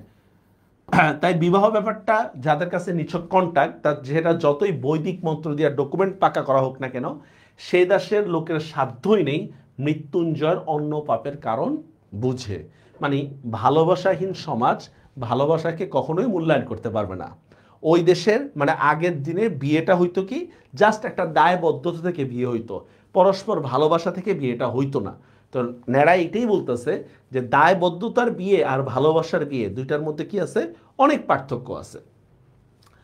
আচ্ছা, বিলাসীকে যারা পরিহাস করিয়াছিলেন তারা সকলে সাধু গৃহস্থ এবং সাধ্বী গৃহিণী। ভালো, সাধুর স্ত্রীলিঙ্গ কি, সাধ্বী। অক্ষয় সতীলোক মানে স্বর্গের কথা বলতেছে, স্বর্গীয় ভালো কোনো অবস্থান, অক্ষয় সতীলোক তারা সবাই পাইবেন, তাও আমি জানি। তো সেই সাপুড়ের মেয়েটি যখন একটা পীড়িত শয্যাগত লোককে তিল তিল করিয়া জয় করতেছিল, কি জয় করতেছিল, এই যে মন জয় করা, তিল তিল করিয়া জয় করিতেছিল, তাহার তখনকার সেই গৌরবের কণা মাত্র হয়তো আজিও ইহাদের কেউ চোখে দেখেন নাই। বুঝতে পারছেন বিষয়টা? একটা মেয়ে যে একটা ছেলের মন জয় করতেছিল, এই যে একটা গৌরবের একটা বিষয়, এটা আপনারা কেউই তখনও বুঝেন নাই। মৃত্যুঞ্জয় হয়তো নিতান্ত একটা তুচ্ছ মানুষ ছিল, কিন্তু তার হৃদয় জয় করিয়া দখল করার আনন্দটা তুচ্ছ না, সেই সম্পদও অকিঞ্চিতকর নয়, ঠিক আছে? যেমন আপনার বাবা গরিব হইতে পারে, তার মানে এই না যে আপনার প্রতি তার ভালোবাসা বা সন্তানের প্রতি তার টান কম, বড়লোক হলে তার টান বেশি থাকবে, গরিব হলে তার টান বেশি থাকবে, এমন না। বিলাসী সাধারণ একটা মেয়ে হয়ে মৃত্যুঞ্জয়ের মনটা যে জয় করতেছিল, এই যে একটা গৌরবের বিষয়, এটার কিছুই এখনকার সমাজ মানুষ জানে না বা মানে তারা করতেও পারবে না। এই বস্তুটাই এই লোকের পক্ষে, এই বস্তুটা মানে কি যে ভালোবাসার বস্তুটা, ভালোবাসা, ঠিক আছে, গরিব হোক ভালো, এই বস্তুটাই এই দেশের লোকের পক্ষে বুঝিয়া ওঠা কঠিন। আমি ভূদেব বাবু হচ্ছে একজন সমাজ সংস্কারবিদ, উনি হচ্ছে কি বিভিন্ন ইয়া লিখছে, রিপোর্ট, প্রবন্ধ লিখছে।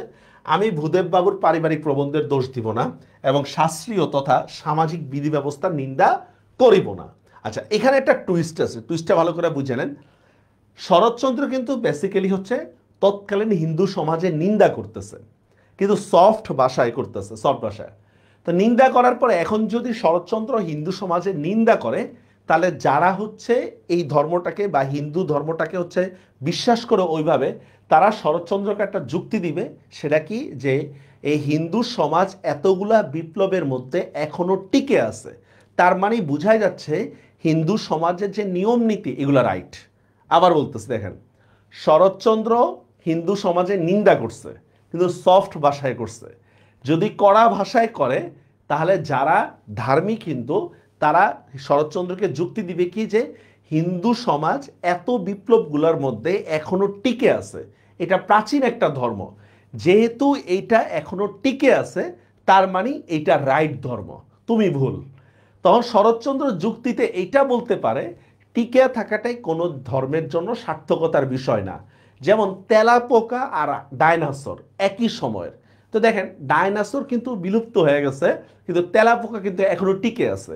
তার মানে কি বুঝায় যে তেলাপোকা ডাইনোসরের চেয়ে বেশি শক্তিশালী? কথাটা কি বুঝতে পারছেন?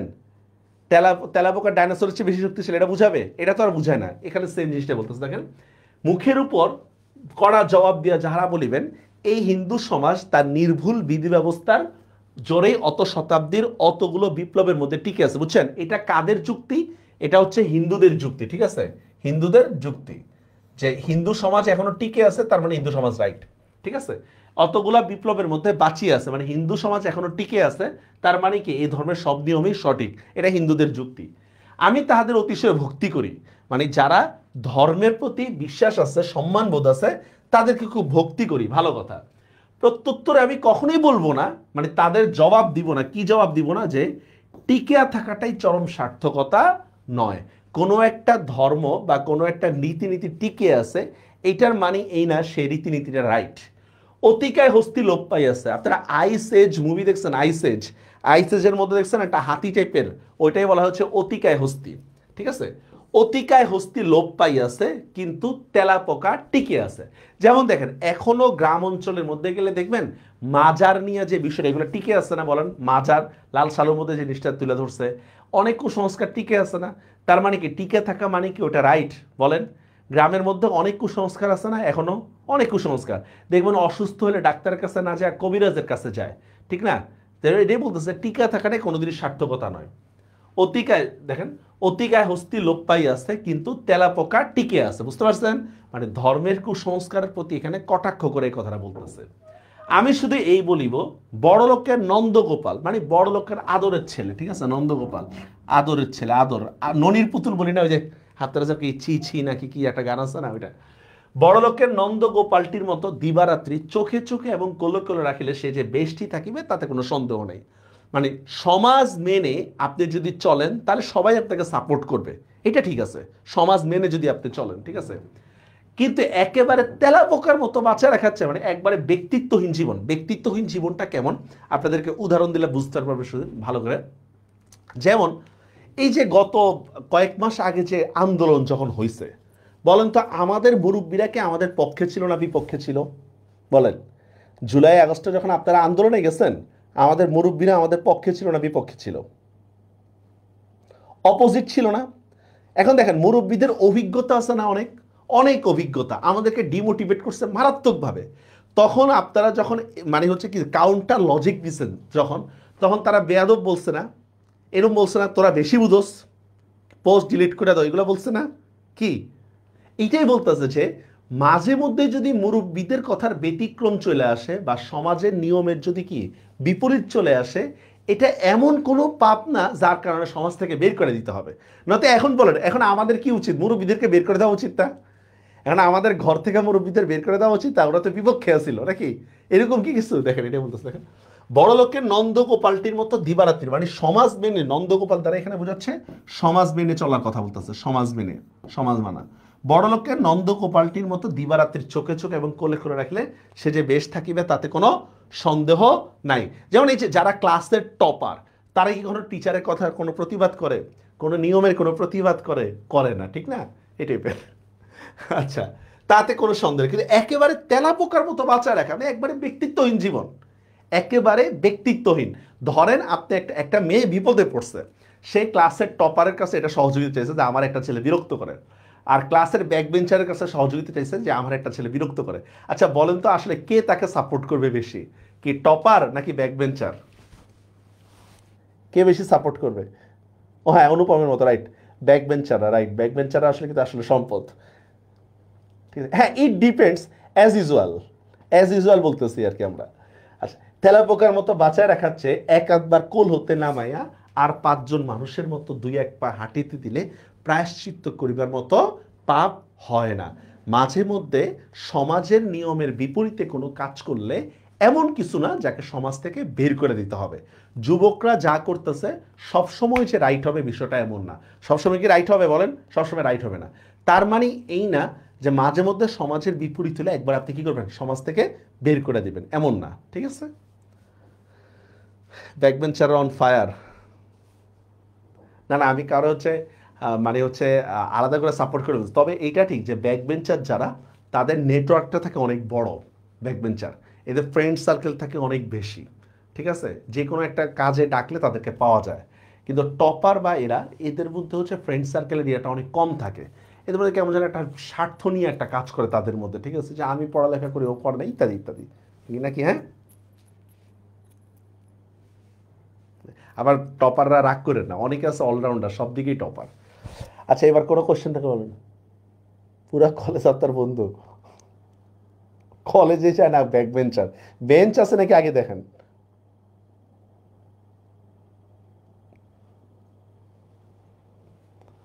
আচ্ছা, এবার আপনাদের কোনো কোশ্চেন থাকলে বলেন দেখি, আমি পরবর্তী, বেশিক্ষণ হবে না, আর 10 মিনিট ক্লাস হবে আর।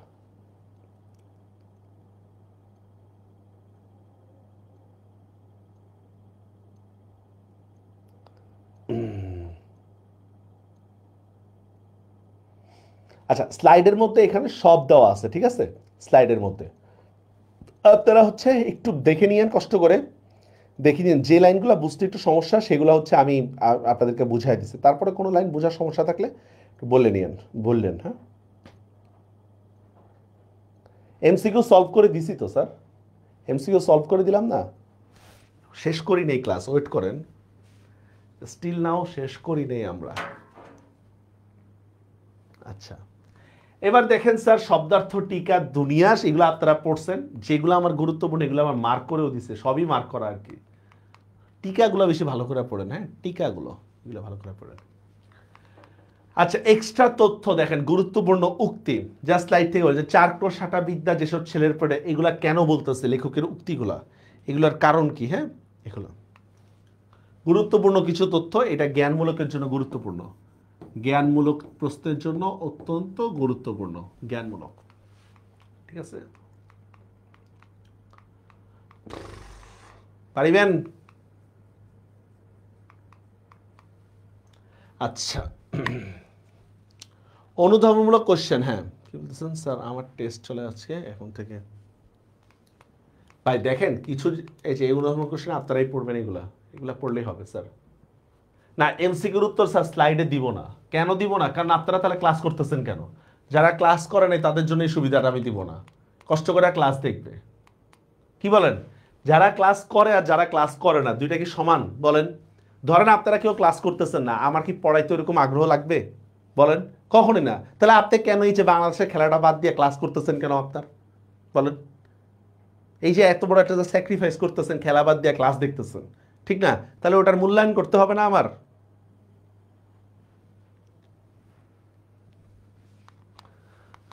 আচ্ছা,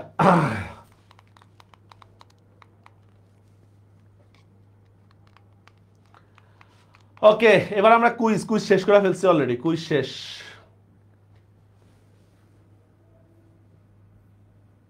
এগুলা দেখেন, বিলাসী গল্পটা পড়তে গেলে লাগে 4টা ক্লাস, বিলাসী গল্প পড়তে গেলে সৃজনশীলতা আছে। সংলাপে চলে যাচ্ছি। এই ইংরেজিতে ডায়লগ লেখছেন না?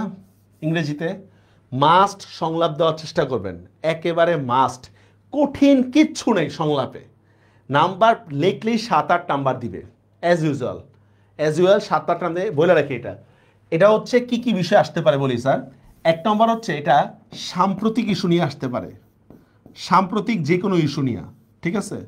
সাম্প্রতিক ইস্যু, মনে করেন কথার কথা জুলাই আগস্ট নিয়ে তোমার অভ্যুত্থান লেখো, শহীদ স্মৃতি ফাউন্ডেশন নিয়ে একটা কিছু লেখো, অথবা মনে করেন যে 21শে পদক নিয়ে কিছু একটা লেখো, বন্যা হয়েছে বন্যা নিয়ে বলো, বা বিশ্বকাপ হয়েছে বিশ্বকাপ নিয়ে বলতে পারো, কিংবা তোমার কলেজের পরীক্ষার প্রস্তুতি নিয়ে লেখো। সাম্প্রতিক বিষয়গুলো নিয়ে হবে, ঠিক আছে? এইটা। আর আরেকটা বিষয় মনে রাখবেন, এখানে যে এটা কমন পড়বে না, সাধারণত কমন পড়বে না, ঠিক আছে? আচ্ছা, 2 জন বন্ধুর মধ্যে কথা কইতে গেলে কি আপনারা স্ক্রিপ্ট দেখে দেখে কথা বলেন? বলেন? আপনার তো স্ক্রিপ্ট দেখে দেখে কথা বলেন না, ঠিক না? তা এইটা সাধারণত কমন না পড়ার সম্ভাবনাই বেশি।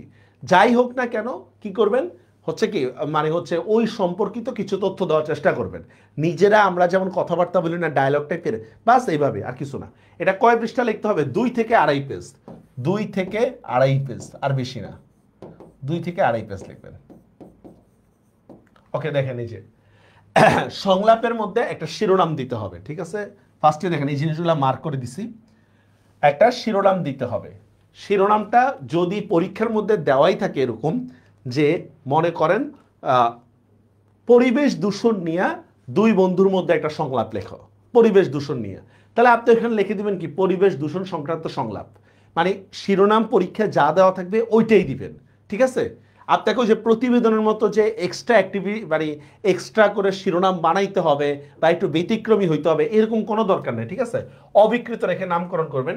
সংলাপে 2 জন কাল্পনিক বক্তার নাম দিতে হয়। 2 জন কাল্পনিক বক্তা, ধরেন আমি রহিম, করিম, এই টাইপের, সাকিব, তামিম, 2 জন কাল্পনিক বক্তার নাম, ঠিক আছে? বুঝা গেছে বিষয়টা? তারপর দেখেন সংলাপের ভাষা হইতে হবে সাবলীল, কোনো কঠিন শব্দ ব্যবহার করবেন না, নর্মাল। আমরা যেমন একজনের সাথে কথা বলতে গেলে ইজি ভাষায় কথা বলি, ঠিক এইটাই, কোনো কঠিন ভাষা ব্যবহার করবেন না। যে আমরা যে ভাষায় কথা বলি ঠিক ওইভাবে আমরা দেব। কোনো জাঁকজমকপূর্ণ সংলাপ লেখা যাবে না। 8 পড়ে সাধারণ সংলাপ রচনা করলে তারও ভালো হয়। 8 পড়ে মানে বুঝেন তো, আমরা সাধারণত যে ভাষায় কথা বলি এইভাবে ভাষায় যদি আপনি সংলাপ রচনা করেন সেটারও ভালো। গ্রামের ভাষা মনে করেন আয় কিচ্ছি হাতে কিচ্ছে এরম না, হ্যাঁ, গ্রামের ভাষা না, কথা বলি আমরা যে ভাষায় ওইটাই।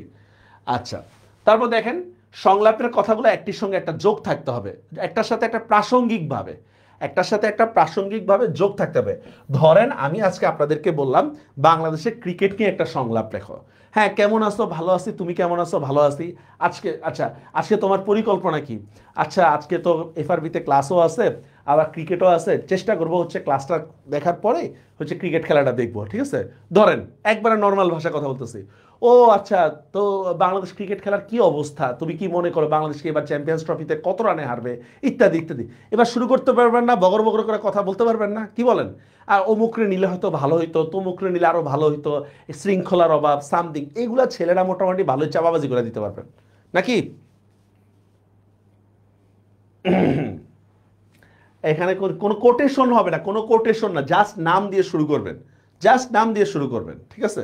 বা আপনারা বললাম যে কি দেওয়া যায়, কলেজের প্রস্তুতি নিয়ে তোমার ইয়াটা কি, হ্যাঁ সামনে তো বার্ষিক পরীক্ষা, তোমার প্রস্তুতি কেমন? এই তো আমার প্রস্তুতি এমন, বাংলাতে এমন, ইংরেজিতে এমন, ফিজিক্সে এমন, ম্যাথে কিছুটা পারতেছি। আচ্ছা, তোমার ম্যাথের দুর্বলতা কেন? তুমি কার কাছে পড়ো? বা কার কাছে পড়া দরকার নেই, তোমার ম্যাথে দুর্বলতা কেন? আমি টপিকগুলো শেষ করতে পারি নাই, এগুলো একটু আমার কাছে একটু জটিল লাগে। এখন মনে করেন যে এইগুলা যদি জটিল লাগে তাহলে তো তুমি বুয়েটে টিকতে পারবে না, মেডিকেলে টিকতে পারবে না, সামথিং গোড়ার ইত্যাদি ইত্যাদি বানায় বানায় লিখবেন। হাই রে, একটু আগে বললাম 2 থেকে 2.5 পেজ, মনে হয় খেয়ালই করে নাই। সর্বোচ্চ কত পৃষ্ঠা? যত পৃষ্ঠা মন চায় লেখেন সর্বোচ্চ। আমার নাম্বার দিবে 10, আপনার দরকারটা কি সর্বোচ্চ লেখার? 2-2.5 পৃষ্ঠা লিখলে আপনি অ্যাজ ইউজুয়াল নাম্বার পাবেন, আমার এত বেশি দরকারটা কি?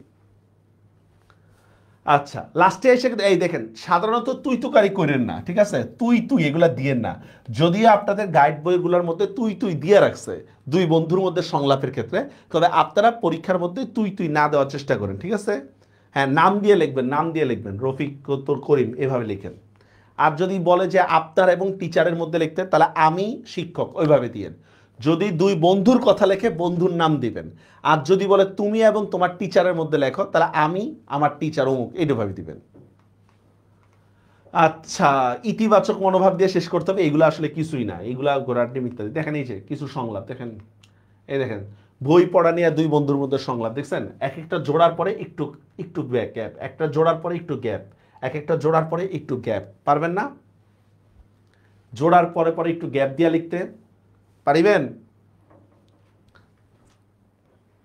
গালাগালি করা যাবে, একটা আসার দি মধ্যে রাখা গালাগালি, বয়ফ্রেন্ড গার্লফ্রেন্ড হইলে নাম্বার চাঙ্গে উঠাই দিবে।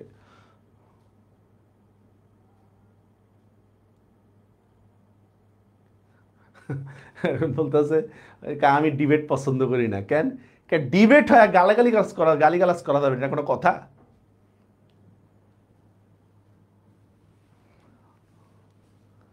আচ্ছা, এরপর দেখেন এই যে পরীক্ষায় পাশ ফেল নিয়ে দুই বন্ধুর মধ্যে একটা সংলাপ লেখো নাকি, পরীক্ষা বা অরুণ বরুণের মধ্যে দেখছেন গ্যাপ গ্যাপ দিয়ে আবার শুরু করছে, কিচ্ছু নাই এখানে, এগুলো হুদাই নাম্বার এগুলা।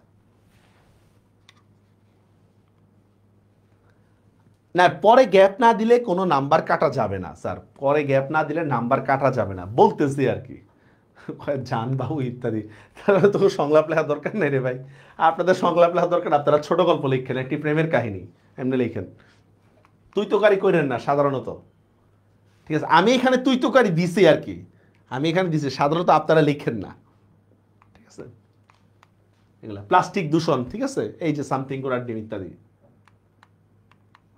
এটা সাম্প্রতিক ইস্যু নিয়ে থাকবে। ঠিক আছে, যেমন পরীক্ষার প্রস্তুতি নিয়ে দুই বন্ধুর মধ্যে সংলাপ লেখা, এই যে সাজেশন, সাজেশন দিচ্ছি ইনশাল্লাহ কমন পড়বে না, বলতেছি আগে সাজেশন দিচ্ছি কমন পড়বে না। জলবায়ু পরিবর্তন নিয়ে দুই ছাত্র এবং শিক্ষকের মধ্যে একটা সংলাপ লেখো, বাংলাদেশের প্রাকৃতিক দুর্যোগ নিয়ে দুই বন্ধুর মধ্যে একটা সংলাপ লেখো, জুলাই আগস্ট বিপ্লব নিয়ে দুই বন্ধুর মধ্যে একটা সংলাপ লেখো, সন্ত্রাস দমনে সরকারের করণীয় বা এইটা নিয়ে একটা ছাত্র শিক্ষকের মধ্যে একটা সংলাপ লেখো। সাম্প্রতিক যে কোনো ইস্যু নিয়ে থাকতে পারে, সাম্প্রতিক যে কোনো ইস্যু নিয়ে, বা মনে করেন রাষ্ট্র পরিচালনায় ছাত্রদের অবদান কি, ছাত্র রাজনীতির ভবিষ্যৎ, এই এত দূর আসবে না যদিও আপনাদের। আচ্ছা, সাজেশনের ডেফিনেশনটা কি হবে? সাজেশনের ডেফিনেশন কি হবে মানে বুঝি নেই। অতিরিক্ত লেখাটা নামের নিচে যাবে, আমি আপনাদের কথাই বুঝতেছি না, মানে এখানে কি অতিরিক্ত লেখাটা নামের নিচে যাবে? I don't know. ছোট গল্প চেষ্টা করবেন এটা স্কিপ করতে, বুঝছেন? ছোট গল্প স্কিপ করতে পারলে বেটার, কারণ টিচারের মন মতো গল্প না হওয়াটাই পসিবল। আর এইটা যে একবারে কপি পেস্ট করতে হবে এমন না, আপনি নিজের মতো করেই লিখতে পারেন, একটা আকর্ষণীয় শিরোনাম দিয়ে লিখবেন। ঠিক আছে, ছোট গল্প মানে হচ্ছে কি, ছোট গল্প একটা ভাব থাকতে হয়, ভূমিকা ছাড়াই সরাসরি গল্পের মধ্যে যাইতে হবে, চরিত্রগুলা নিজে উপস্থাপন করতে হবে, এগুলা কোনো ইয়া নেই। ছোটবেলায় মনে আছে আপনার ইঁদুরের বৈঠক এই গল্পটা পড়ছিলেন, অথবা বিপদে বন্ধুর পরিচয় গল্পটা পড়ছিলেন, ভাল্লুকের কাহিনী। হুম, এই টাইপের ছোট গল্প। ঠিক আছে, এই টাইপের ছোট গল্প, এটা কপি পেস্টে যে হইতে হবে এমন না, আপনি নিজের মতো করে যদি আপনি পারেন নিজে বানায় দিয়েন, যদি পারেন নিজে বানায় দিন। ঘরে ফেরা হলো না সাকিবের, এরকম একটা গল্প, মনে করেন সাকিব রাস্তায় অ্যাক্সিডেন্ট করে মারা গেছে, এই টাইপের। আচ্ছা, শেষ হইয়াও হইল না শেষ, ওটা খুদে গল্পের জন্য, হ্যাঁ, শেষ হইয়াও হইল না শেষ, আমাদের এত লেখার সময় নেই। যেমন অপরিচিত গল্পের মধ্যে শেষ হইয়াও হইল না শেষ, যে স্যার কল্যাণীকে আর বিয়ে করতে পারছে নাকি পারে নাই। মাসি পিসি গল্পের মধ্যে আছে না, যে এরপর মাসি পিসি কি করছে, কি দা নিয়ে কি বজ্জাতদের সাথে লড়াই করছে নাকি করে নাই, এভাবে কিছু কোশ্চেন থাকে না, এটাকে বলে শেষ হইয়া হইল না শেষ। আমরা তো পরীক্ষার হলে এত বেশি লিখতে পারবো না আমরা।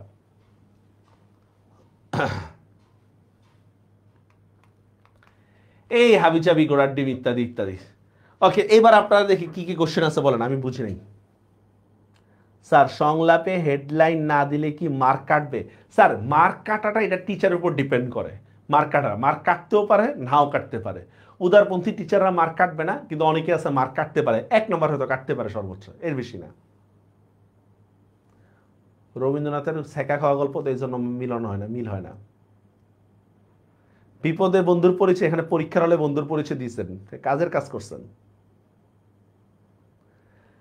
হ্যাঁ, ক্লাস মোটামুটি শেষ। গ্রামার স্লাইড থেকে কমন পড়বে কিনা, যারা টেস্ট পরীক্ষা দিচ্ছেন কমন পাইছেন কিনা বলেন, আমি উত্তর দিব না।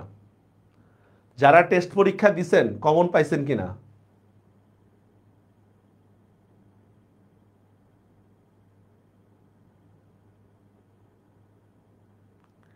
মোটামুটি 90%ই কমন পাবেন সাধারণ কলেজগুলো যে এক্সাম হয়। হয়তো 2-1 কমন পান না, সেটা আলাদা কথা, কিন্তু আমার তো মনে হয় না এমন হওয়ার কথা, কারণ বোর্ড কোশ্চেন তো 100% কমন হওয়ার কথা। আমি বলে দিছি উচ্চারণ নির্ণয় এটা কমন পড়বে না, কিন্তু উচ্চারণ নিয়ম কমন পড়ে নাই, কি বলেন? বানানের নিয়ম কমন পড়ে নাই?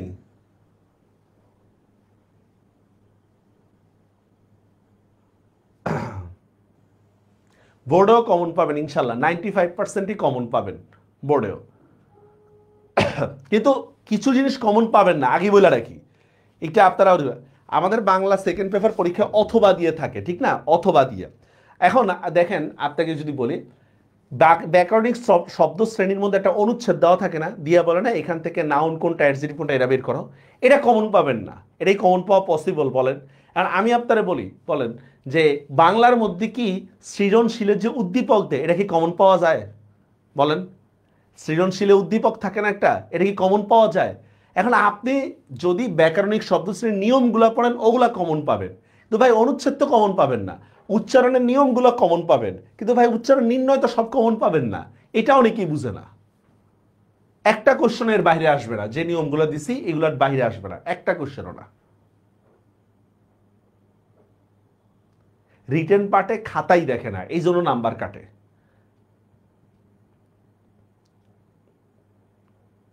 কোন 10 মার্ক কমন ছিল মাত্র? এইচএসসির আগে কোনো ওয়ান শট ক্লাস টাস হবে না স্যার, এইটাই ক্লাস, এগুলোই ক্লাস। ওয়ান শট ক্লাস ওই জিনিসটা নাই, বাই চান্স ওয়ান শট থাকছে, ওয়ান শট ক্লাস থেকে কমন আসলো না, তখন কি করবেন? স্লাইড এখনই দিব স্যার।